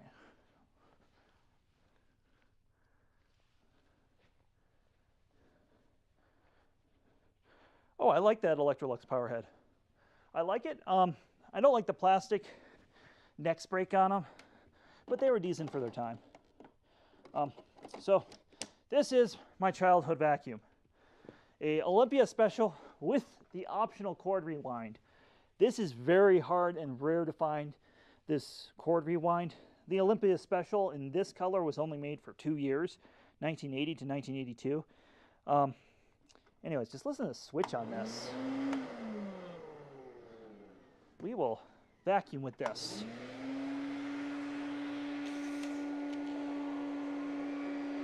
Oh my.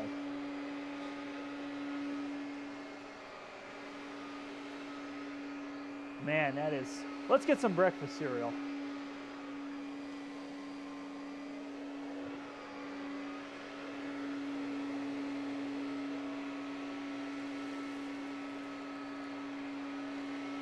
So this just brings back childhood memories of fighting with the vacuum and having to get my mom to get the vacuum bags, because this would go through vacuum bags. You know, this is before modern vacuum bag technology. But really well made. And if you haven't tried an Olympia Special, they maneuver a lot better than the Super J, being a shorter wheelbase. You can see that's very nimble, it just moves around. Really just kind of a cool machine. And I have a video probably up on Patreon of me rebuilding this machine. But yeah, so that's my Olympia Special. And then, if you're not familiar with it, you can buy HEPA sea bags. So that helps some of the filtration, especially after washing out the entire machine. That definitely helps cut down on the dust emissions. And then the machine right now, it smells a little like WD-40 because I had to wipe some of the parts down. So I have just a small piece of charcoal infused microfilter right here. And that's probably only temporary, and then I'll throw that away. But I did kind of rig up an exhaust filter with that. So that's my childhood Electrolux. And I'll just leave that there because that was a very unique vacuum for its time. Let's get to some more of the chats. Let's see. I hate suction nozzles on carpet. It really depends on the carpet. Hoover Lux says a blast from the past. Phil says he loves his DC-17. I really should get one of those. If you've seen, gosh, I can't remember his name now. There is a YouTuber who does vacuums and old VW content. I'm sorry I'm forgetting your name. He's done some DC-17 videos. Anyways, the DC-17 is probably one of the better cleaning Dysons that we got. Peppy the Magic Frog says, my Karcher will stick to the wall with the wet pickup tool. I'm sure it will, because the wet pickup tool is concentrated like that tool I had on that Miele. let's see, compare a central vacuum to a direct air vacuum. I don't really see any point in that. Maybe somebody can clarify that. You all know my views on the Dyson Bowl, and claims are fantastic, but I have to say it's the better stick vacuum on the market. I really like the V8 with the separate filter. I think is decent. Just like I think the LG is decent. I think the LG gives you more power than like the V11, but the form factor, the lighter V8. So I kind of think that's probably the best of both worlds. I wish Hooverlux. I wish Hooverlux was here, so he could try some of these, or I could just be like, here and try it. And he wasn't like you guys weren't. Him and Becco. I wish you guys weren't so far away. Anyways, let's see here. 20. It's 2243, so it's 11 o'clock in the UK. So thank you guys for watching. It's 4:33 in Chicago, Illinois, but you in Teletech Studios are nowhere near Chicago, so don't know why you would give Chicago as the time. You're in Central Standard Time. Oh, everybody's given their time. I love the PN5 and upward on the Luxes, all right. I have some nostalgia for the Decade 800. Oh, those are cool machines. I think my first vacuum I remember was the Nilfisk GD80. And the GM80 is probably one of those vacuums that I've wanted to get and just haven't had either a good used one come up, or the used ones come up or beat up. That's one of those machines. I like me some Nilfisks. I love Nilfisks. No problem with Nilfisks. L-shaped nozzles are cool. Yes. L-shaped nozzles are handy. You know, I was daily driving. Why do I not have the wand over here? You know, I've daily driven. I have a black ET1 upstairs. I didn't bring it down because I have more than one ET1, but I've daily driven L-shaped nozzles, and I have to say they really are really useful. And you don't appreciate L-shaped nozzles until you have one and you use one. Yes, but it's referred to as Central Time, not Chicago time. Though if you're on Chicago time, that's a whole nother thing. Talk something about the DC-28. What is there to talk about the DC-28? It's the most overly complicated height adjustment ever conceived by mankind. And it had multiple circuit boards that were linked together with ribbon cable that would then fail. The DC-27 was far more reliable and basically the same machine. So buy a DC-27. Don't buy a DC-28. Yeah. How many time zones are there in the U.S.? That's a good question because we have Hawaii. So I think we have 7. We might have less. I'm not sure. Why don't you ask Google that rather than asking me that, since I am not a time zone expert. However,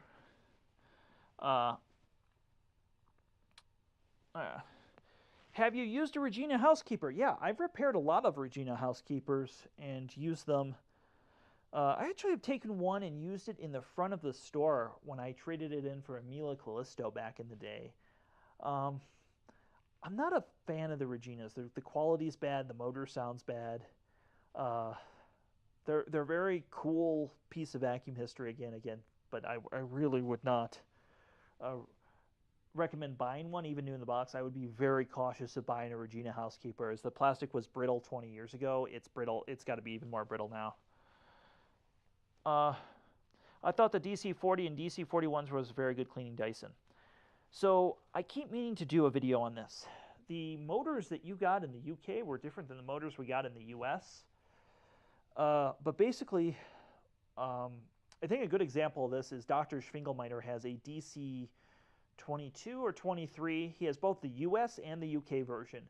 In the UK version, the way the motor spins, it moves a lot more air and it makes those cyclones more efficient. The airflow we got in the US is more anemic in most of the Dysons, not all. Like the DC-22, it's just fine. But basically what happens is those cyclones are pretty much ineffective. About 50% of the dust doesn't get trapped in the cyclones. It goes straight to the pre-motor filter. So that hinders cleaning performance. Now, the DC40 particularly was underpowered and had a single row brush roller. The DC41 was a little bit better, or the DC41 Mark II, which was the DC65 here, was a little bit better. They fixed some reliability concerns, but they're still really, really bad. In terms of cleaning, they're not very good. This old Electrolux will out-clean those machines, not only in, on hard floor, it will out-clean it on carpet. Even though this Powerhead is arguably a weak Powerhead and an inefficient design. So yeah, the DC41 is just trash. It's trash. It's consumer trash. It's NPC's trash. If you buy one, you're an NPC. Do I like Kirby vacuums? I love Kirby vacuums. I get this question a lot, and I don't. I guess the video series didn't do well, but I have a video rebuild series. Let me move this on here. Oh God. I should have plugged it in and used the self-propelled. Here is a Kirby G3. I did a 4-part video series on this machine because I like it so much. I think this is one of the coolest quirks and feature machines out there. And I highly recommend, if you have one of these cheap you can find, pick it up. It's a cool machine, cool piece of vacuum history. Yeah, I really like it. I would not want to use this as my only vacuum, but hell, it's a really cool vacuum to own. Bye, Phil. I just ordered the Miele C3 Complete Cat and Dog with their newest turbo brush. Whoever wrote that is not in the United States, Mr. 1987. We are, that's not what we got here in the States at all for a Miele Cat and Dog. I haven't used one of those energy-efficient Miele motors, so I can't tell you if it's any good. If it's not good, I'd say that same turbo brush is going to be included with a SIBO and a pneumatic if you want. So, but yeah, you'll have to let me know. I think it should be a good machine. Excuse me. Somebody says, got any Panasonics? Ooh. No, I don't have any Panny-Suckets, unfortunately. That is something I am going to fix. I really want to get one of those Panasonics with the nozzle that moves in both the forward and backwards direction. I can't remember the name. Yeah, I do want to get some of the smaller 2/3 uprights as well. I think the old Panasonics are really cool. Oh, you're in the EU. Yeah, I knew that from your statement. I'm sorry. That's all I'm going to say as an American. I'm sorry. I hear it's a good time to come over here, though. I feel like I'm on the Home Shopping Network. Okay. Well, except I'm not selling you guys any of this crap. You guys, none of this is for sale. Go fuck off if you want to buy it. The G Series is ugly as sin, but they're good. I like the Heritage 2 and Legend better, but the G Series has got to be the G5. It looks the nicest. Oh, no, man. The G5s, half of them were rebuilt G3s. No, fuck the G5. And the color. I don't like the color of the G5.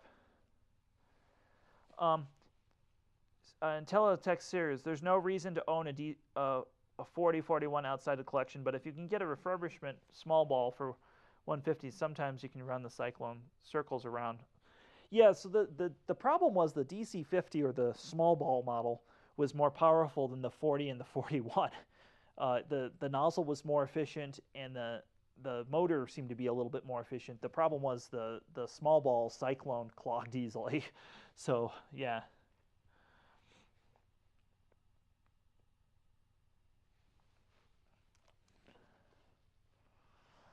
It's not the stiff brush roller. It's the way the bristles are shaped on the Dyson. They're not like they're not. I hate to say it, not machined. The way that they're cut, or the way that the nylon's set in them, it's very sharp and it rips things. And if you've worked on them, you can actually get like a. It can actually like go through your skin like a needle. Like I've accidentally made myself bleed by poking a brush roller from one of those sorts of machines. Great way to get tetanus, by the way. Oh, Yeah, somebody said, have I heard of the Rexar CSD?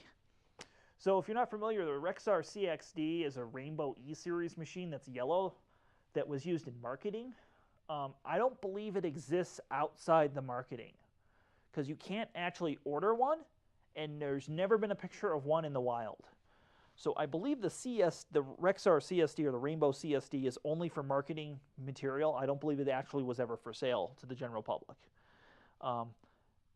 And I know they say, oh, we're only going to sell it to certain people. No, there's no regulations on that. There's no reason that they would do that, especially a company like Rainbow who's desperate for sales all the time. Let's see. Let's read some more. I grew up with the Kirby G4 vacuum. Yeah, the transmission slightly improved on the G. The G4 has some slight improvements. The G5 has some slight improvements. The G10, it probably has. If you want an improved Kirby, really, I would. If you were going to get a Kirby, the G3 is cool. I would say the Centria or the Avalier have the G10 series that have the improvements. The gear ratio on the transmission is much better, and they also have the improved fill tube and the improved brush roller.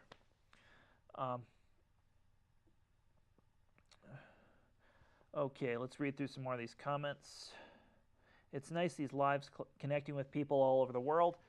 It's like having a pen pal. It is like having a pen pal, and that's what's cool about the internet and about the channel is I get people from all over the world, all over the country with different experiences, and I love hearing about other people who are passionate about vacuums because I am too passionate about vacuums. So it's nice to hear some other people and talk with that, and that's why you all should join the Vacuum Talk Discord where we talk vacuums all day long.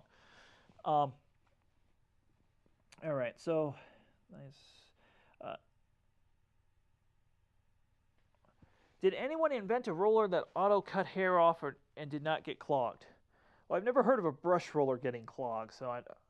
But AEG Electrolux had a brush roller with like a razor blade. It wasn't a razor blade. It was like a sharp piece of sheet metal that would cut off the brush. It ended up cutting off the bristles along with the hair. Never really worked well. And then Shark has implemented the same thing that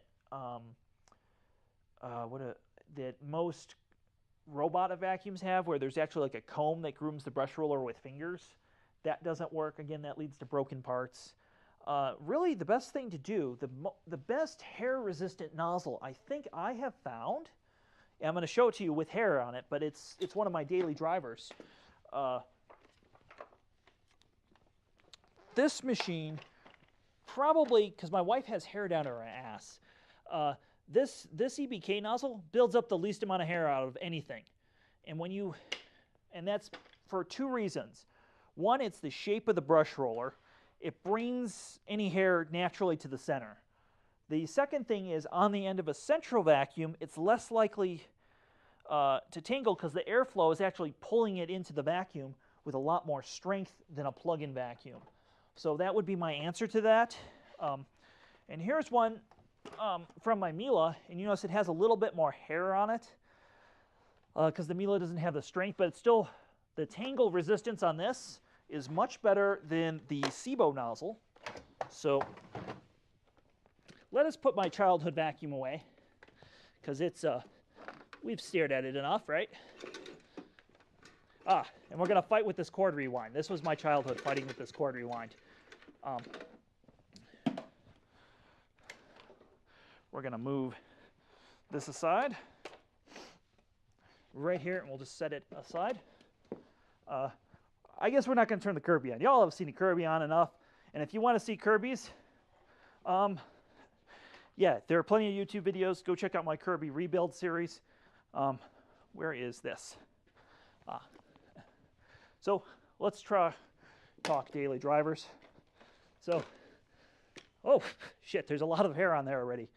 So this SIBO nozzle has been used less times than this nozzle. Let me realign the camera and I'll show you what I'm talking about here.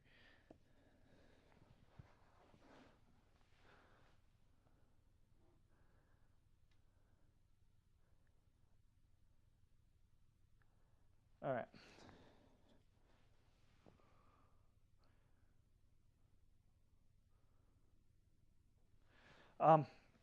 So you see on here, there's more hair on here.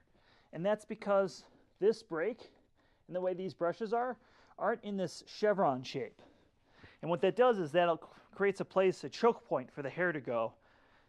The other style of nozzle that does that, I'm going to use this beam, but this could be like the Oryx and the whatchamacallit do that. The Recars do this a lot. They just have these strips. So this sort of W-shaped nozzle is a lot better for hair tangles. So that's maybe the answer to that, the best I can. Let me read some more of these chats here. If I bought an upright today, what would I get? Well, generally, buy a canister whenever possible. If you're on a budget, that's usually when you buy an upright. I think I'd still buy a U1. They're still available, but they're discontinuing them.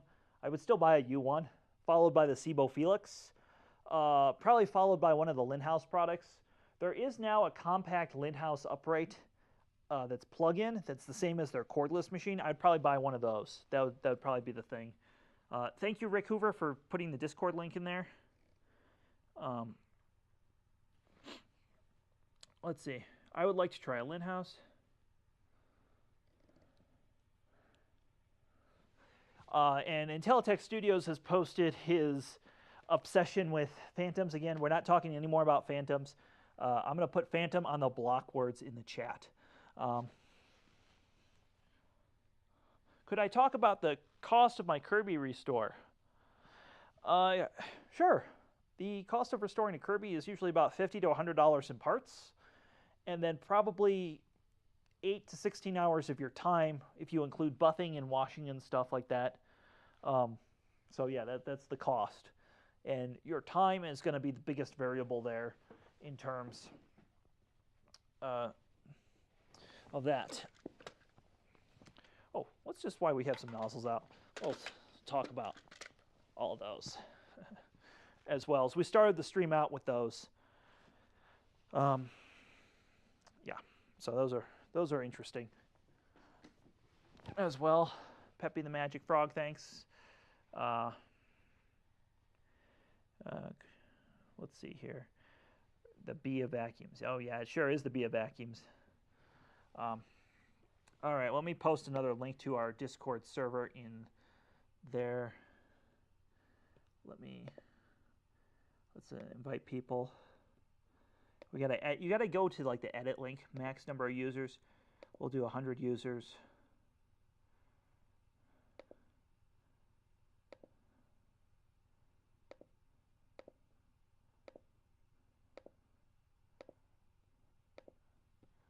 All right, I'm going to put it in chat if you want to join us in the Discord.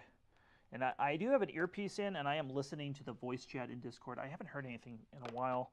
Let me switch ears to a different earpiece. But yeah, I am doing that as well. So there is the Discord link as well. Let's see. Oh, so we've talked about nozzles. Is there any other thing anybody wants to see run in the collection?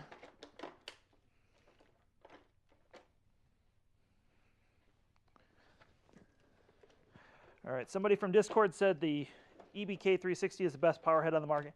I think per dollar it's the best. I don't think it's the toughest, but it sure is the best per dollar. And it's inexpensive enough that you can, if you have a central vac, let's say it breaks, you can buy a new EBK 360 for under $200. It's really a great value. Let me move some of these. So somebody in Discord said they got it for $160. Now, was that with the wand or without the wand? And that was with the wand. So you can get it even less without the wand. So again, really a cool thing with that. I'm going to start Henry up. Now, I'm sure the folks overseas, y'all have seen Henry's, but I love Henry. I really love Henry. And if somebody could find me like a Henry t-shirt or something, I would definitely wear it. My wife said she'd wear a Henry dress. So if such things exist, please let me know. So let's just straight suction Henry. So the carpet I have down here is super low, and the vacuum doesn't get stuck to it. Check this out. It glides so easily.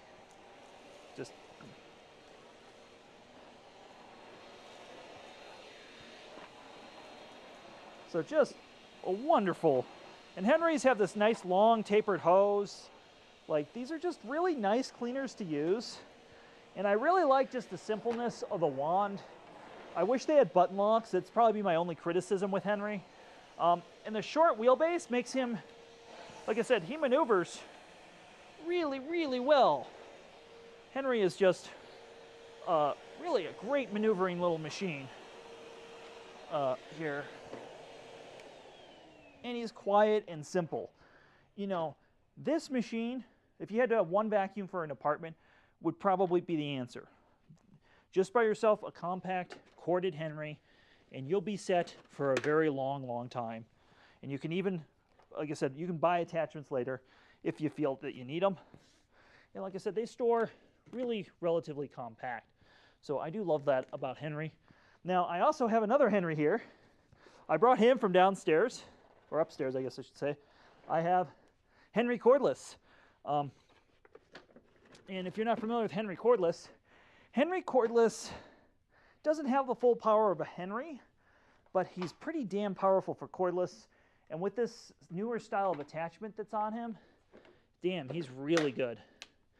And again, very quiet. Where's that breakfast cereal? I'll put some more breakfast cereal. We'll do the same thing with cordless Henry.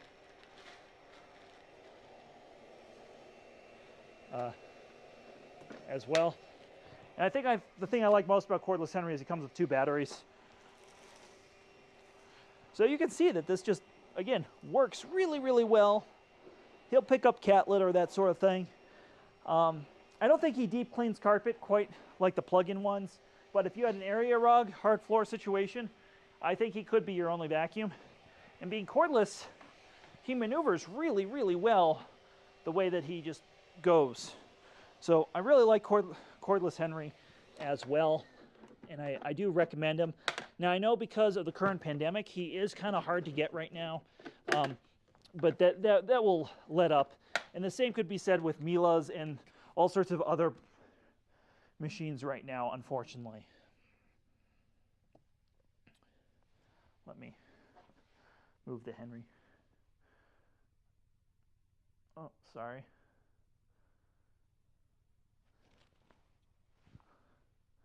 All right, so there are our Henry twins. Talk about cord versus cordless Henry. Again, how many people have all these machines? Let me read some more of these comments. Yeah, my Henry floor tool is a plastic base. Can I run the 1980s Miele? Oh, yeah, I can. I'll do that here in a second. No, please do not knit me a sweater. I appreciate the offer, but no, I will not wear a sweater. I'm not a sweater guy.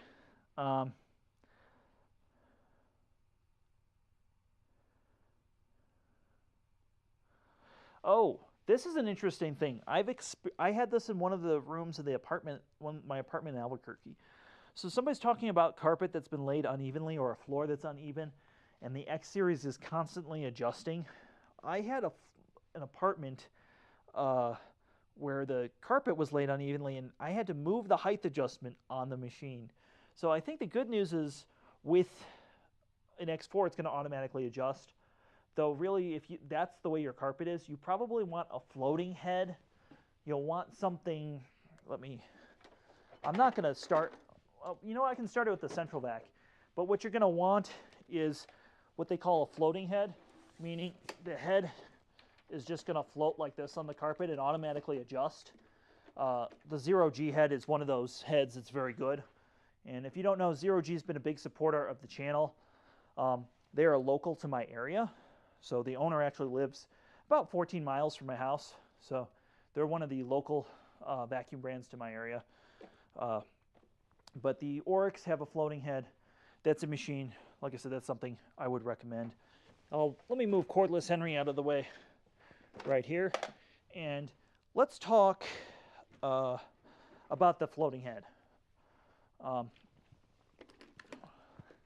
because it's a, rather than having a height adjustment, a floating head is a really cool thing.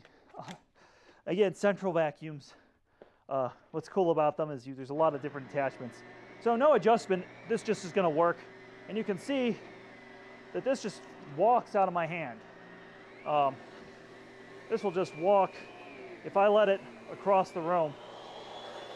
Let me lower the handle so you can see that it's just walking across the room.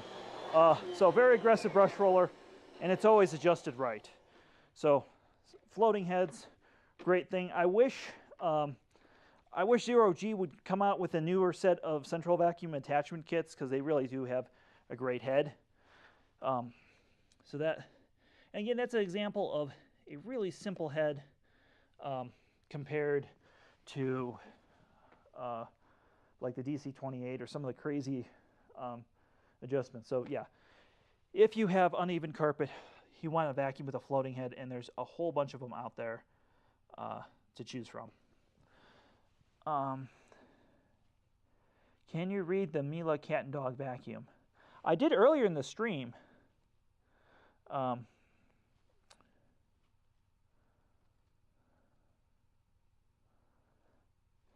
Somebody said Henry Cordless is one of the best quality machines. It is.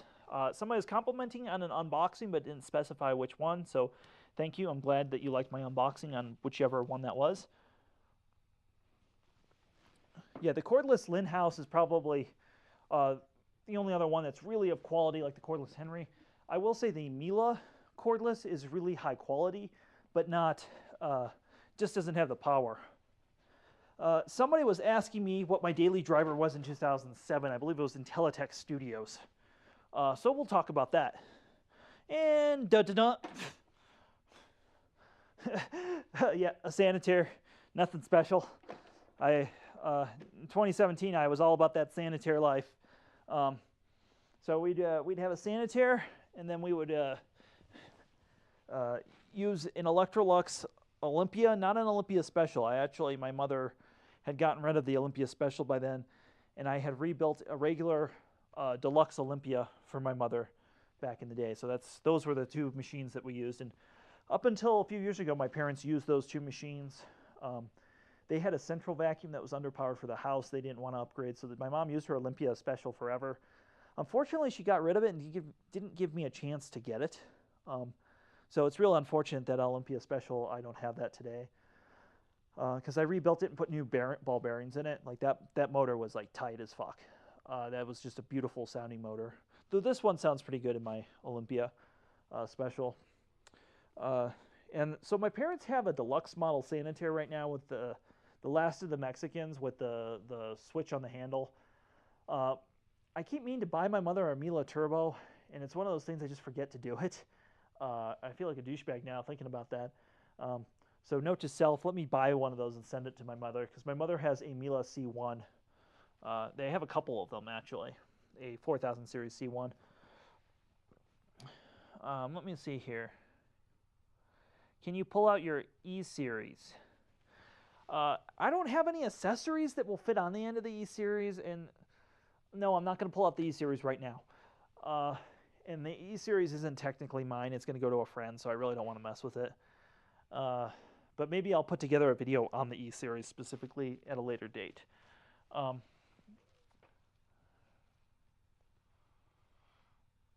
did Peter ask? Did you used to work at a vacuum shop? Yeah, you all should check out I'll post it right here. I've got an FAQ video that answers these questions. Vacuum.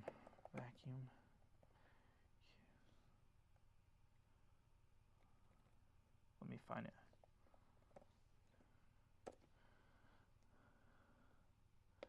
Give me a second to find it, and I will, because I'm streaming, my connection's a little slow, because we're wirelessly streaming. I don't usually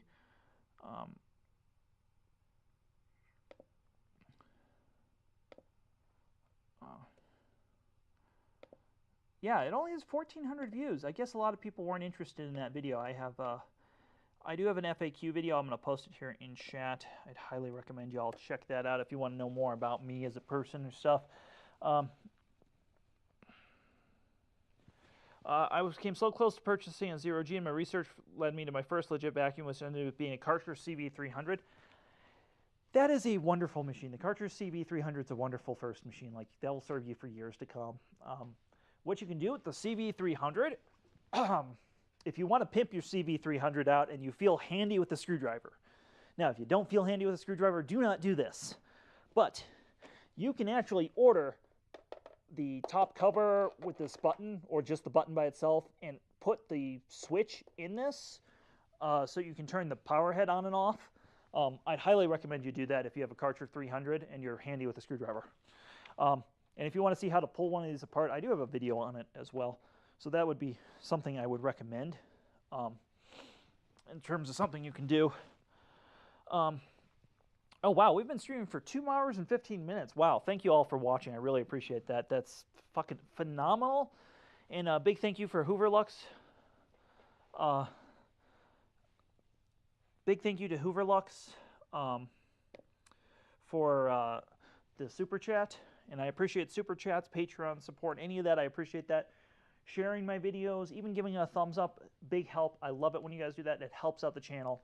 And that's any YouTube channel. As a YouTuber, when I watch content, I almost always try and give them a thumbs up because it just helps. That little bit of interaction, or even a comment. You know, even if you spam Desu in the comments, that helps. So, let us go back to the live stream. YouTube said I'm having trouble with the video, so I just want to confirm that the video, you know, that is okay with y'all.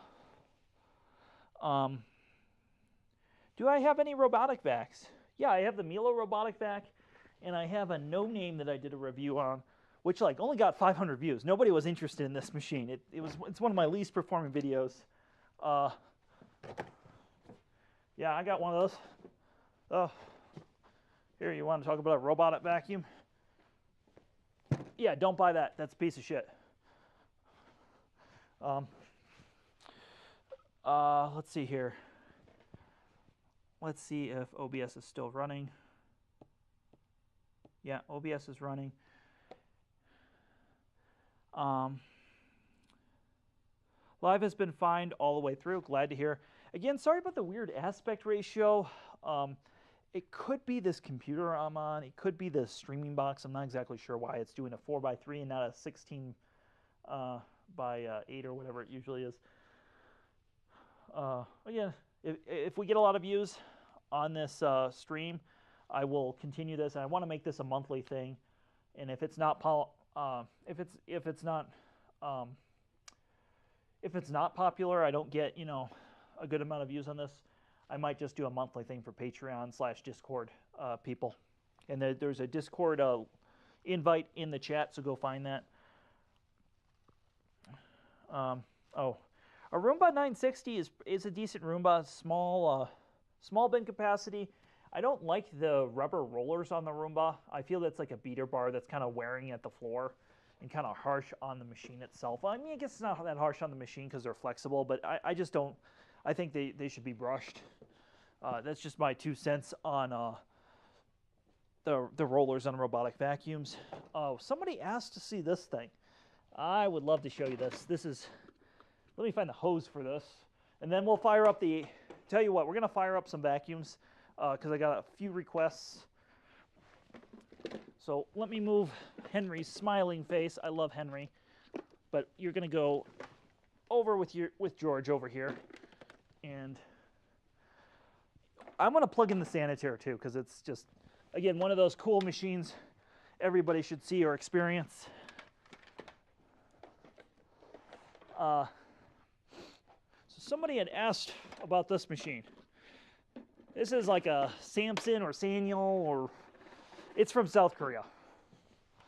Let me make sure. All right. So, watch this shit.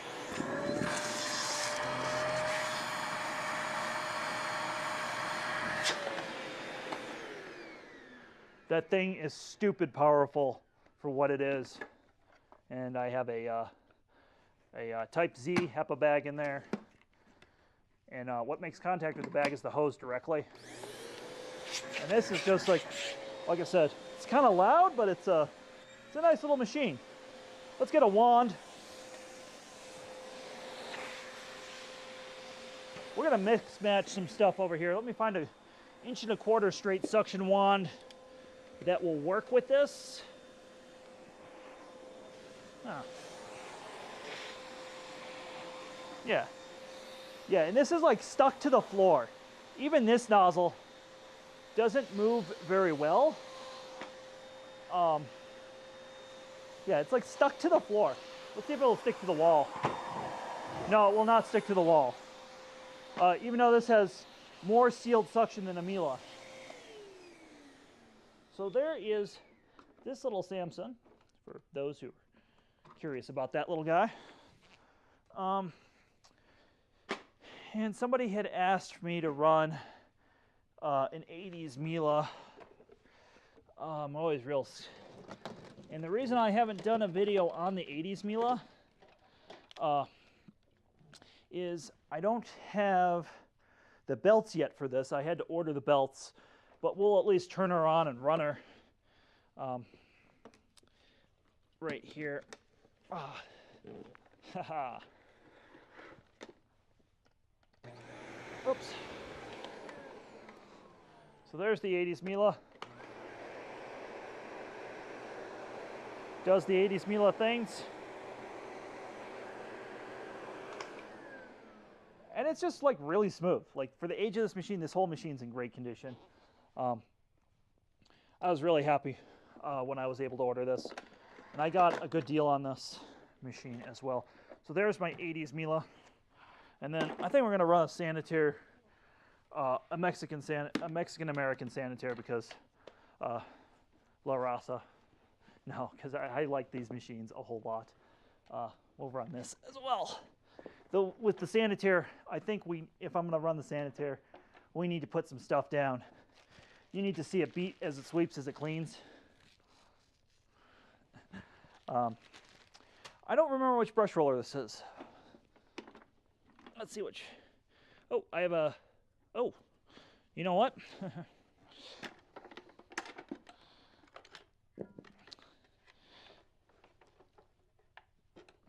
Sometimes I store the belts off to not stretch the belt out. You know, honestly, in the dry climate I live in, it doesn't really help. But you guys want to see? I thought I had a double brush sanitaire. I didn't realize I had just a VG2. Let's take a look. There you go.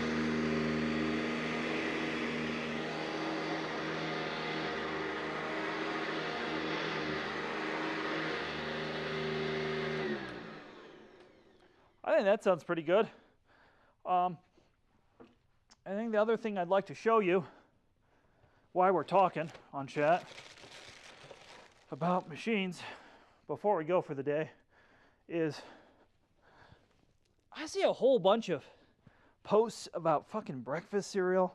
I don't know what stay-at-home's obsession is with breakfast cereal. But there are a whole bunch of people who are obsessed with picking up Cheerios. And they want to pick up Cheerios. And that's just like what they want to do. And Cheerios are not hard to pick up. So that's how you do it with an upright. If you want to do it with a canister, let me show you something. Let us grab this. Well, my adapter seems to have gone. Ooh, I don't know where that adapter went. We'll use this. So I want to talk about Cheerio pickup real quick. Just about any canister will pick up Cheerios. They're not hard to pick up. Breakfast cereal is not hard to pick up. It is not a test of any sort. And I think it's something that's more done for advertising. All right. Well, right. So let's do that.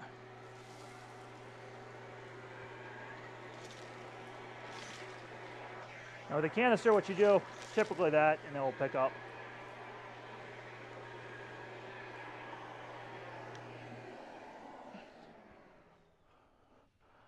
breakfast cereal, super easy to pick up.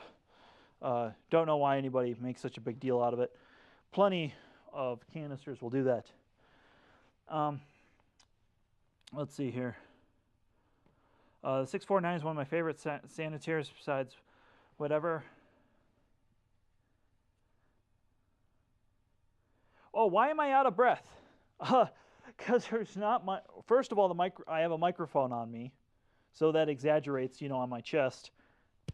There you go. You can hear that. There's not much oxygen where I live. It's really high altitude, and I have my allergies are bothering me right now, so my nose is all blocked up. I actually took an allergy pill before the stream started, trying to alleviate some of that. So when I'm talking a lot and moving around a lot, there's not much oxygen here. I assure you my health is fine, knock on wood and stuff.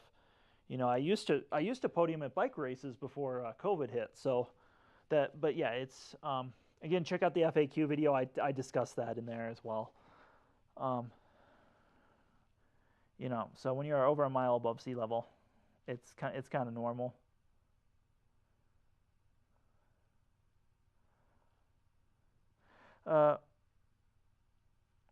Why do people press with shredded, have an obsession with shredded paper?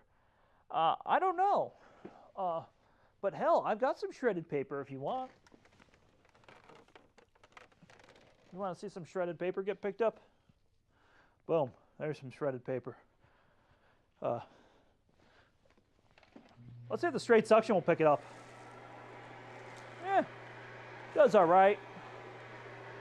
Not all of it. Let's use the 0G nozzle, but not the 0G.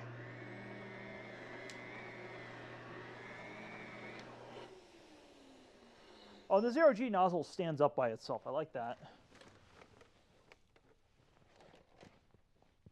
Boom. Let's try that.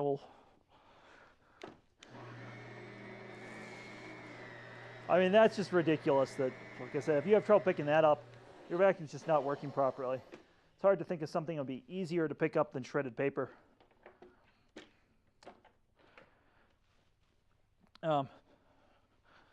Let's check the chat here.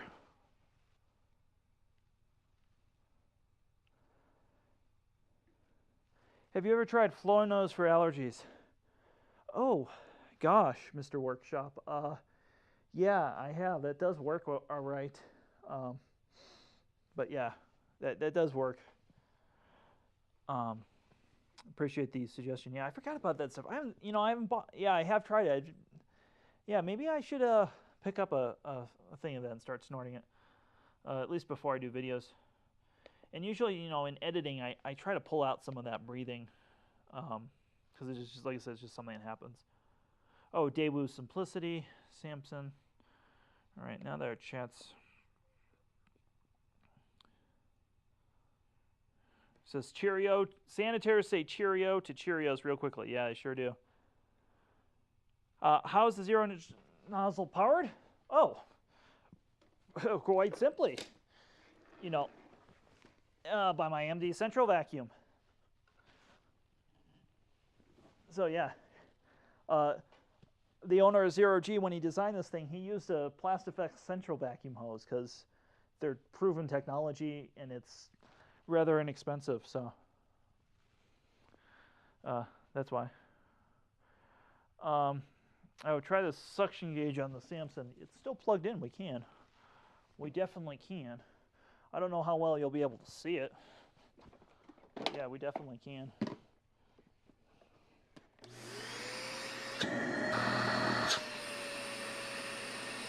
I hope y'all can see that. It's getting like 65 inches of working vacuum. Let's see how much my central vacuum is getting on this outlet. With the cord, the hose is all bundled up, which restricts airflow.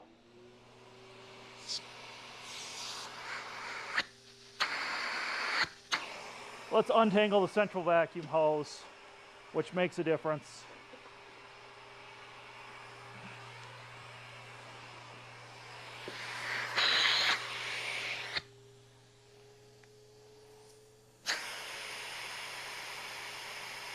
Aha! I don't know if y'all can see this. But yeah, that little canister is making more power than my central vacuum with working vacuum. Again, it's not really practical for much use. The cord is like 15 feet or whatever. But it's super powerful. I guess if I put the hose on it, it loses a little bit through the hose. I guess I should be fair and try it on the end of the hose. Let's set the hose over here in the corner. We're going to wrap this up here in a few minutes, I think. Yeah, I think it's probably better, more fair we try it on the end of the hose, because you're always going to have the hose attached. But damn, those are impressive numbers.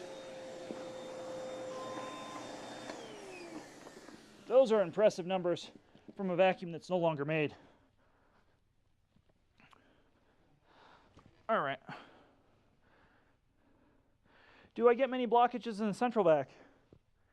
I think you should probably take a look at how central vacuums are made. If somebody tells you they have a blockage in their central vacuum, that's kind of an urban myth. The way a central vacuum works is you have 2-inch pipe, and you see that the reducer goes down to 1 1/4. That means if a central vacuum is going to get a blockage, the only place it could really get it would be right here at the end of the hose. This is a wider fitting than 1 1/4, and then once again, when you plug it into the wall, it's going into that to a really straight 90. So yeah, when they're installed right, they're almost impossible to get a blockage. If you can fit something through the hose, you're not going to block it in the walls. But if basically the only place you can get blockages is in the hose.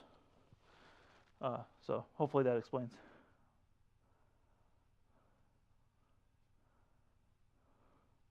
Mr. Is Bunky's Workshop? Is that how you pronounce it? Bunky's? Banky's?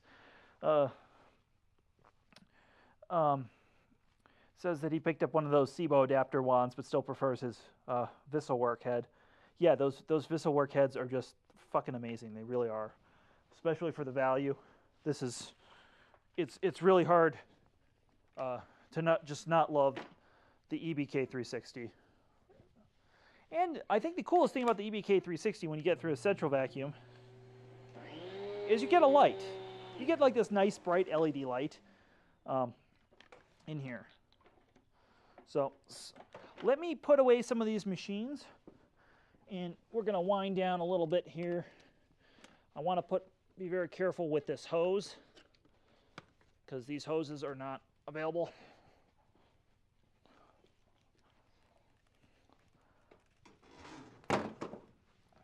Set that up here. And we're going to move. And everything just kind of works on the Samsung, this little Samsung Sanyal. I think it's a Samsung, Daewoo, whatever it is. I feel bad I'm mixing that up here in the moment. So we got that. We're going to wind, like I said, we're going to wind some things down here. And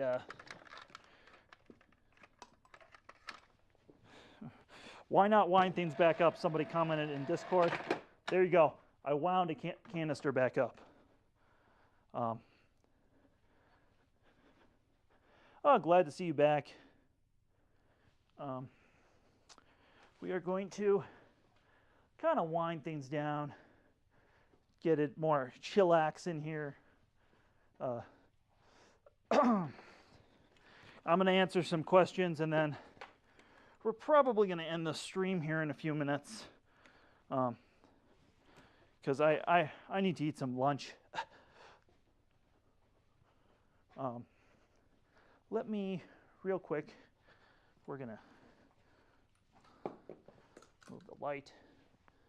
Sorry to do this on stream. I'm going to answer some more questions here in a minute.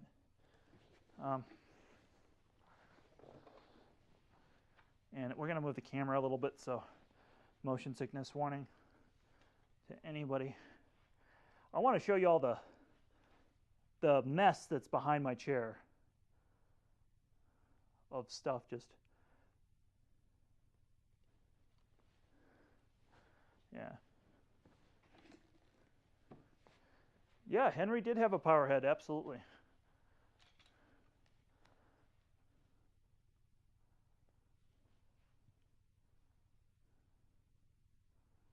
Yeah. The Henry Hound was sold in the UK. You can go watch Roger's video on it.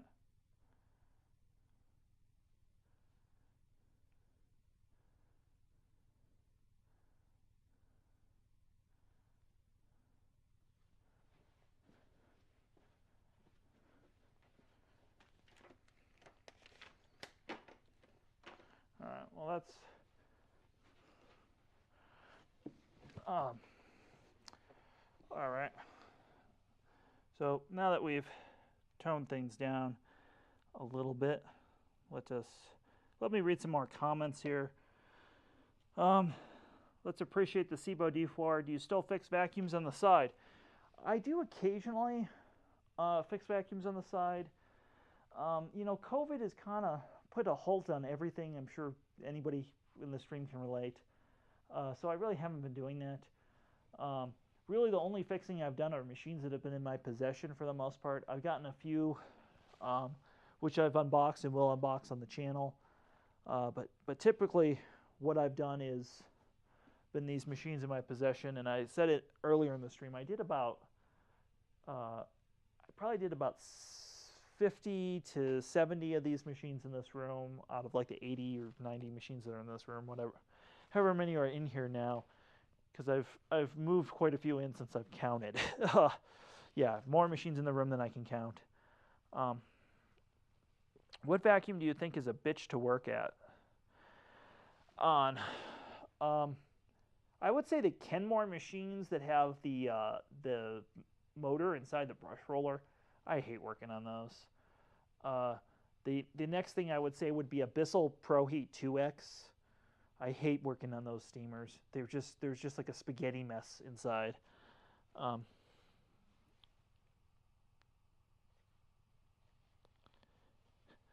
And Discord, of course, is agreeing with me in chat here.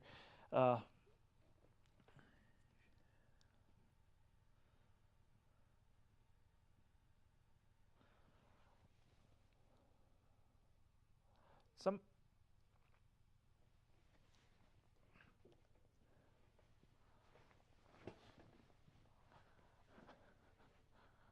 yeah.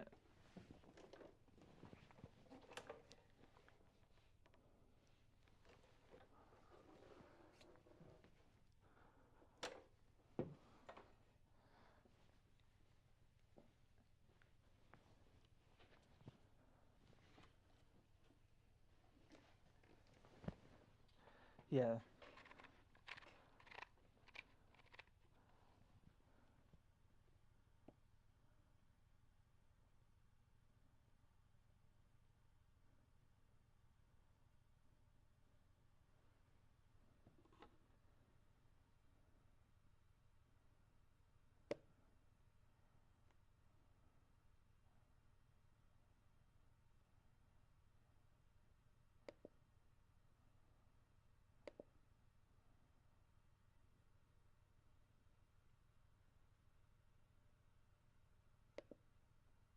All right.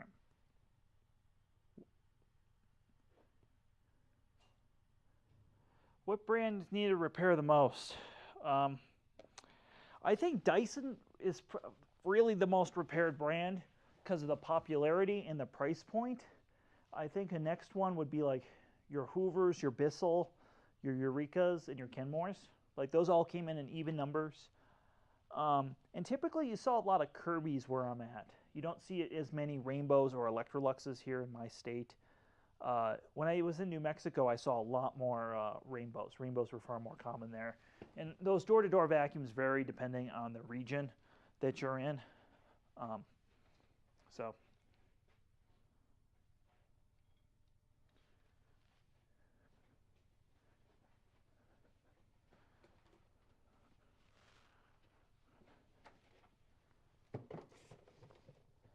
Silver King was huge here in Colorado because Silver King is from Colorado. So we had a huge Silver King dealer just absolutely huge for a while.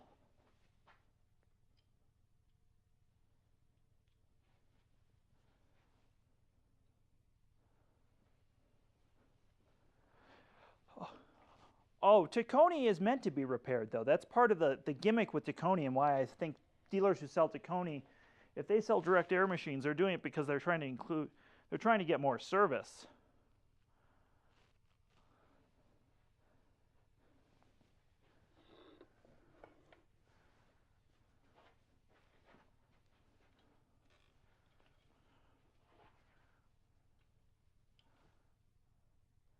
I want to give you guys something different to look at here.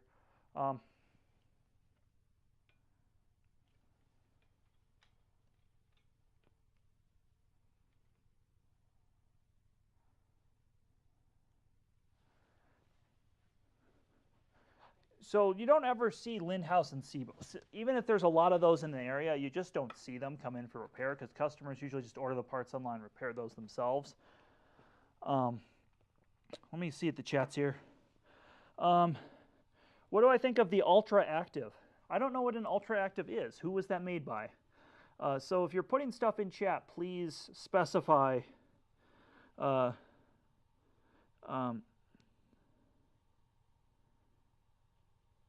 the AEG Oh, what would you know? It says Ultra Active on it. I would have called we call those bungee cord machines. Like, nope. So when you're a vac tech, if we're talking about this, this machine cleans well until the cyclone loses its efficiency. Yeah, that's what that is. Sorry for not knowing what that was. So when you're in the vacuum industry, you don't read the front of the vacuum. You read the model number, or it has some other name. Like, you just don't read the front because the front is always some bullshit statement of how it doesn't lose suction or it's the best vacuum. Like, it's a useless thing in front. Or some of them, they put horsepower numbers on the front. That's always my favorite because it's like, that's so misleading to the customer. You know.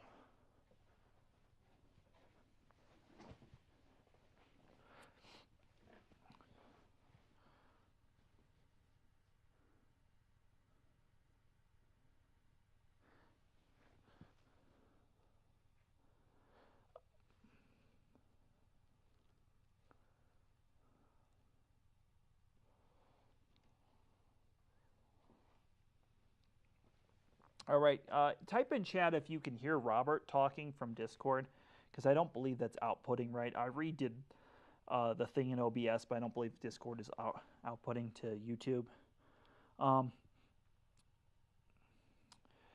The Oric canister vacuum, what one is that? That's an Oric Dutch Tech. It's a Philips. If you start the stream from the beginning, I actually pulled it down and vacuumed with the Philips and talked a little bit about that. There's also a Patreon video about that as well. Somebody asked if I have a preference of upholstery tools, and the preference is the Visselwerk tool, the normal Miele upholstery tool. Oh man, I love the normal Miele upholstery tool. This guy right here. Let's see, what are we focused on? This tool right here is one of the best upholstery tools on the market. Highly recommend it. The turbo tool. This turbo tool, I'll set this as well. This turbo tool is excellent. I love this turbo tool. There's numerous different names it's under, but I like that turbo tool. I don't have a lot of upholstery things I clean, but I will use that upholstery tool come like when it's time to clean the trunk of my wife's car or something like that.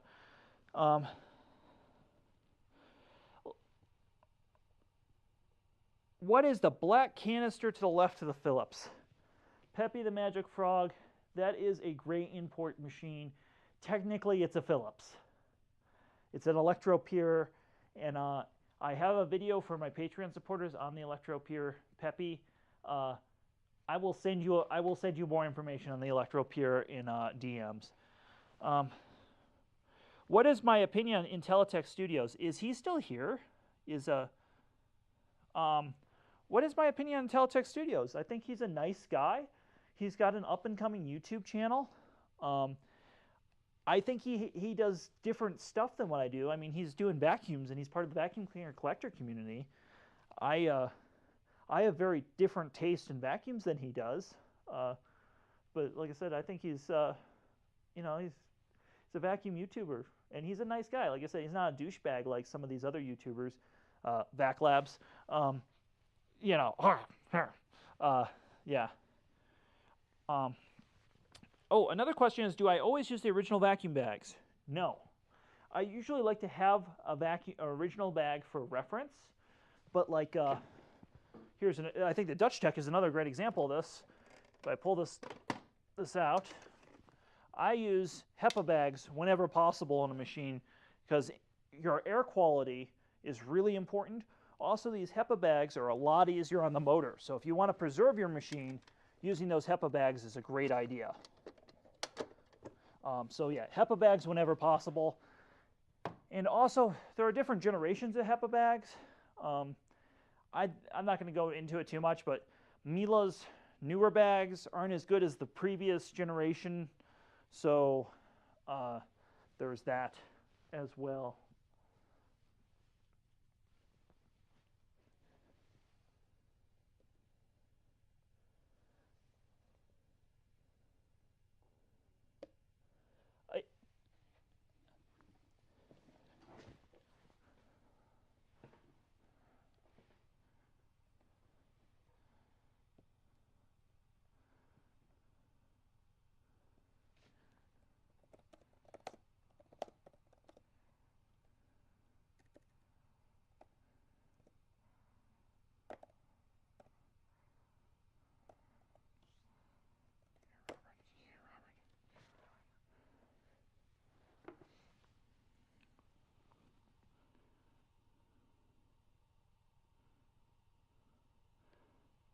Hey, Robert. Unfortunately, because I have failed, we cannot hear you on YouTube. No, unfortunately. So I'm going to attempt to regurgitate what you just told me, though. So the story of the Electropure, which is this black machine in the corner, is it was a Philips design, and somebody had bought the Philips factory. Is that correct, Robert? Healthmore, who owns Filter Queen, bought the factory and basically made the design. I don't know if the license expired, but they made the design, and they sold this as a gray import through Star for Parts for many years, like maybe a decade. Okay, they bought the molds, but they were all made in Holland. They were not made in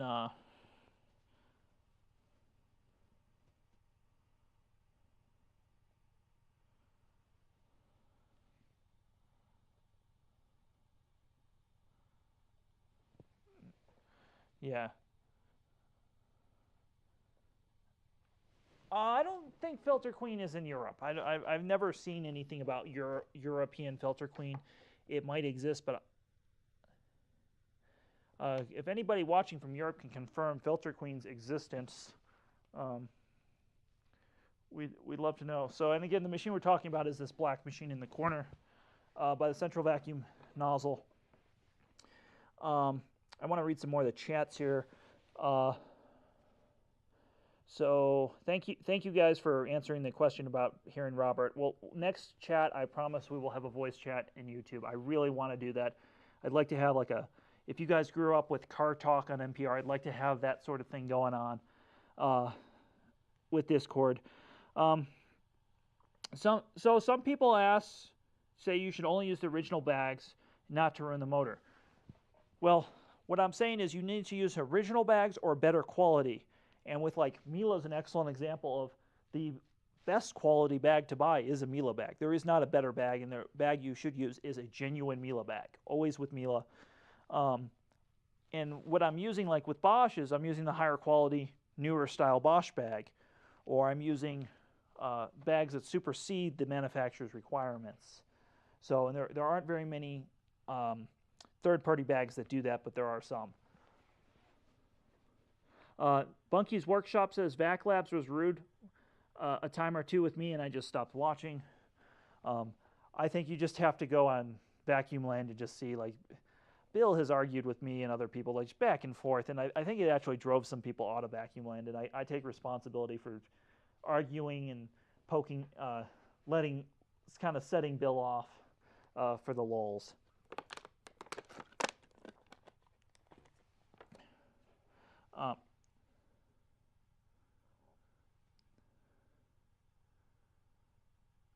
I'm not familiar with the Healthmore Princess. I'm familiar with the upright. I'm familiar with the upright, like, bagless thing they made. Rick Hoover, can you post a picture of that in Discord? I'd like to see that. I can confirm Filter Queens are in Europe. Thank you, Pepe. Top kick right there. All hail Kekistan. If you're not familiar with Kekistan, free Kekistan. My Orc upright vacuum clean sounds louder and is making a buzzing sound. Not good. It is fascinating. This is a fascinating stream. Thank you, Craig LeBlake. Craig, you always make wonderful comments. You make comments on Hoover Lux's channel as well. Like, thank you so much for all the kind words and always commenting and watching. I really appreciate your viewership over the years. For the answers, it's really helpful. Let's see. We have any more? We'll take a few more questions, and then we'll probably stop the stream in the next 9 minutes or so, so that we're on even hours.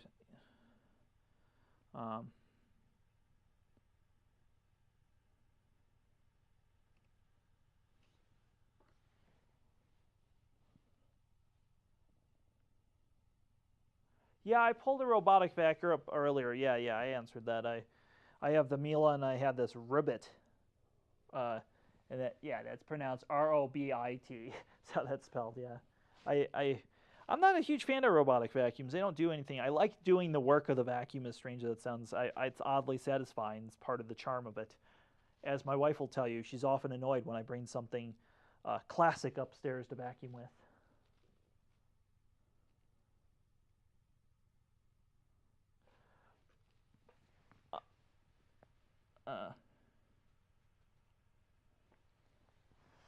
Intelitech Studios, I'm glad you're still here because we were talking about you. We were talking shit about you. We were talking about how much we liked you, Intelitech Studios. No, I'm just kidding. But no, we do like Intelitech Studios. Craig is such a wholesome sweetheart and true gift to the community and positive ray of sunshine. Absolutely. Craig, you are a positive ray of sunshine. Really appreciate it, especially since YouTube comments can get so negative. So again, really appreciate your comments, man. Upright, mainly a Dyson for years. I bought the Miele Home Care Plus and it really cleans well. I just find it not as convenient as upright.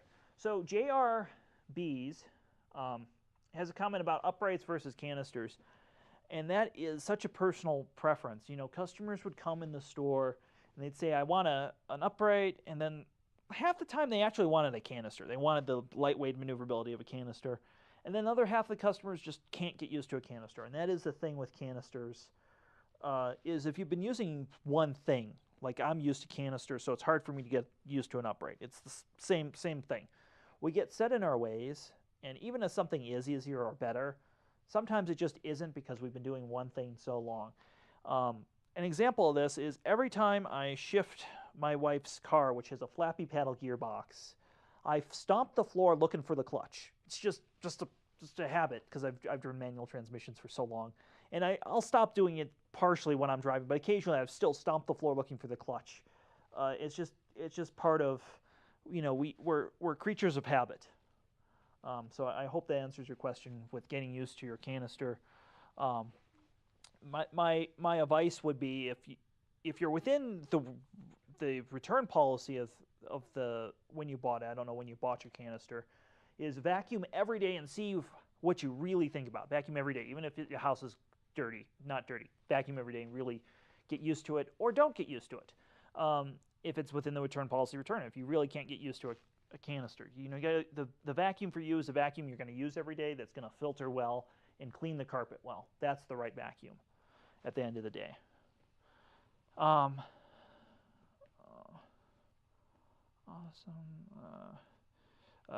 Some nice words from Craig as well. Thank you.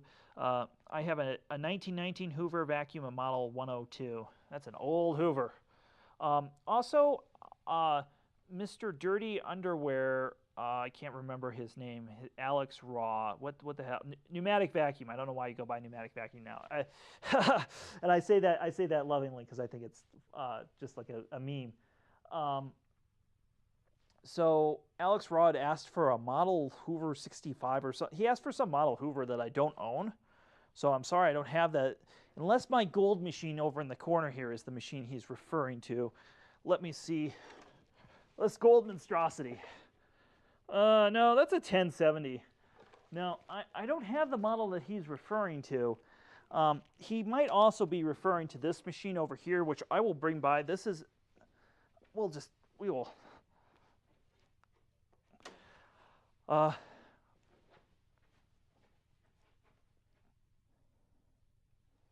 have a model 62. I just don't have it here. It's at a friend's house, if that's what we're referring to. Or, Alex Raw, were you referring to this machine? That was going to be my question to you about which machine you were talking about. So we're just going to set that there and wait for a response in chat. I'm going to read some other chats. How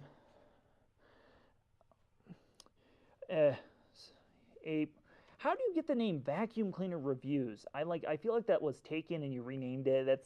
That's a weird YouTube channel name. Can I click? It says yo.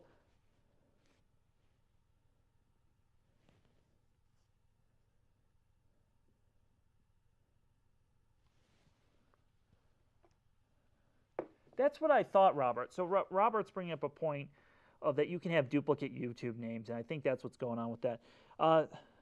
Thank you. I'm sure it's right. I do miss the edge cleaner, though. I love the closed system because I had a ton of dust and dog hair. Oh, you're talking about your Miele. Yeah, it does have a closed.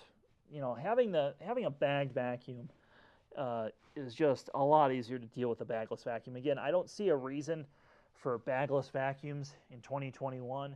There's not an economic reason. There's not a longevity reason. I can't see a reason except for maybe like if you were like just high volume, large dust, like if you were picking up airsoft BBs all day, or if you were picking up like you're a carpet installer maybe. Like that's really the only thing I could think. But no professionals use bagless vacuums for the most part. I mean, I shouldn't say no professionals, but most of them do not.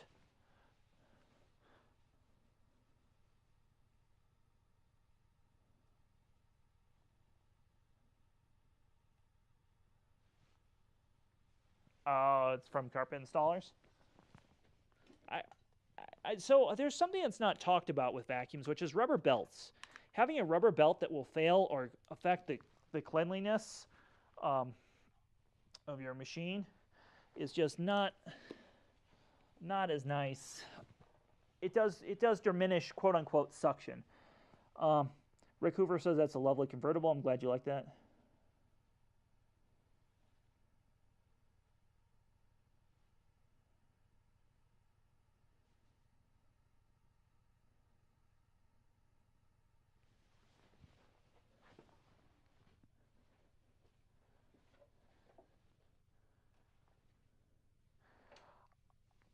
No, so direct drive, Robert, is not, like you said, it's not a great idea. You want the belt as a buffer, but what you want is a serpentine belt. The answer is a serpentine belt with a circuit to sense it so it doesn't eat itself. That is the final solution to the belt problem, in my humble opinion.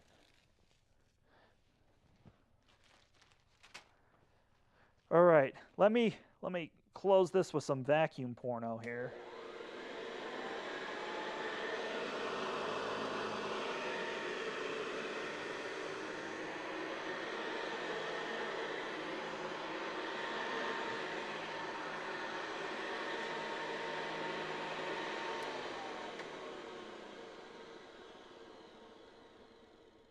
That is just a sweet sounding convertible. I love that. So there's a crowd pleaser convertible.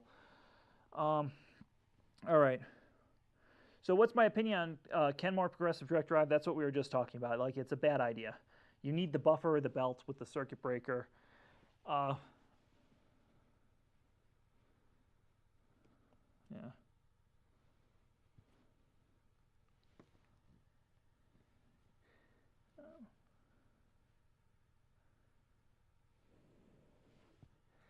Rick, so if you're collecting vacuums and you have a bagless machine, Rick Hoover brings up a good point here.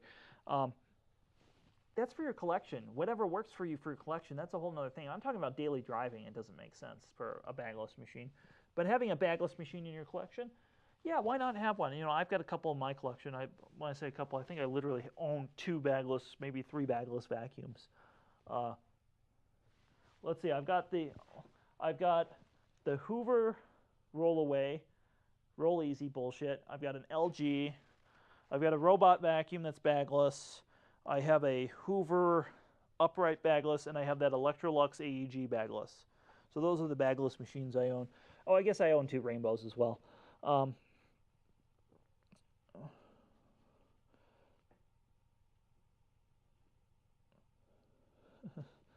Referring to the machine, I said 65 because those machines were known as the Senior 652 here. Yeah, you guys, Mr. Alex Raw brings up an interesting point, is because of shipping problems back in the day, a lot of companies in the UK, like Hoover or Electrolux, would make machines in the UK, and they wouldn't make and those machines were, and those companies were completely different companies than the United States Hoover or the rest of European Hoover. So keep that in mind when we're talking about Hoover. I'm talking about Hoover USA. Hoover UK was a different entity, just like Electrolux was a different entity. And there are a few others that I'm sure I'm not naming that are just very different. What was the twin chamber like on the Elite Type? That was one of the worst bagless machines ever, because it just felched dust everywhere. The problem with using positive air pressure on a bagless machine is air seeps out everywhere, and you can't really make this. At least I haven't seen it executed well. It's hard to make the seals, so I really recommend, like, if a bagless machine, you want that negative air pressure so it's sucking in and everything. So if it leaks, it's negative, sucking in air.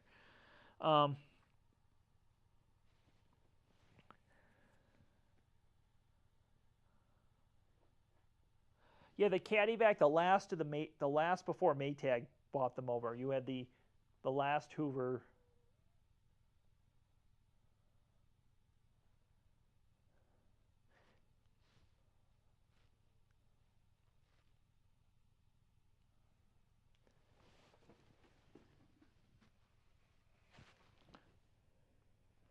They really were. Now we're gonna change the mood here just a little bit.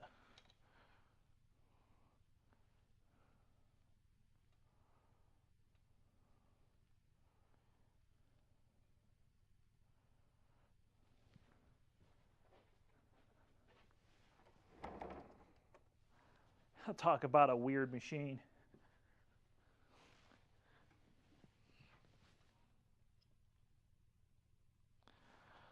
So if you folks don't hear me talking, it's because Robert's talking, and I'm listening to Robert, but he's telling me about his Caddyvac experience, which was notably a horrible machine, even if it had a 12 amp motor. It's a horrible machine.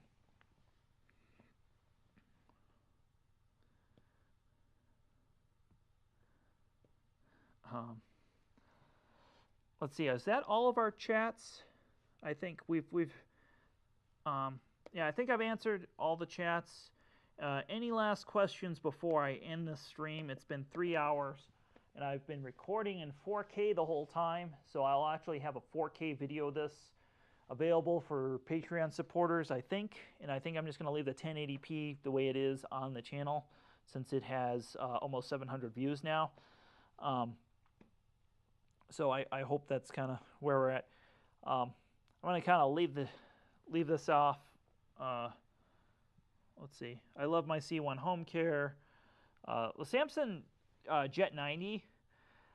It just looks awkward and big, so that's why I haven't bothered getting one for review. I don't like that shape of machine.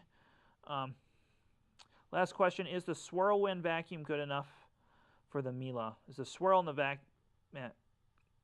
I believe you're referring to how the bag swirls stuff around and redistributes dirt. Yeah, the Miele bags are excellent. They don't lose suction. Miele has perfected the bag system, and others have copied. I guess there are other companies who have done that. Bosch has done something similar. Many of the European manufacturers have done that, and it's been very successful. But if you didn't have a CB, would you be? If I didn't have a CB, what would be my work vac? That's obviously a Henry, obviously a big-bodied Henry, a Henry 200 series.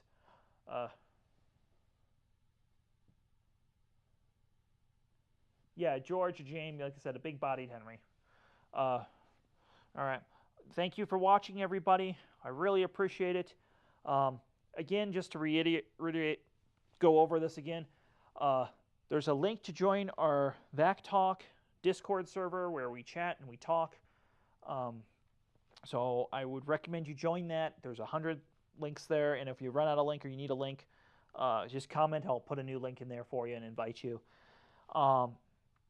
If you want to see more performance reviews, check out our Patreon. $5 a month gets you access to just about everything that we post on Patreon, and I do a lot of comment. That gets its own vlog. So if you like the vacuum saved, like IntelliTech Studio does, I do something very similar to that in a vlog every week. So go check that out. Like, share, that helps us out a lot too. Definitely hit the bell notification too. That's more of the subscription button these days than the actual subscription if you're not unaware of that. So again, thank you everybody for joining our stream. Thank you all for commenting. Thank you all for your subscriptions, all 8,000 plus of you now. I hope that we get to 10,000 soon. I want to keep growing the channel, so appreciate that. Again, thanks for watching. You all have a wonderful night.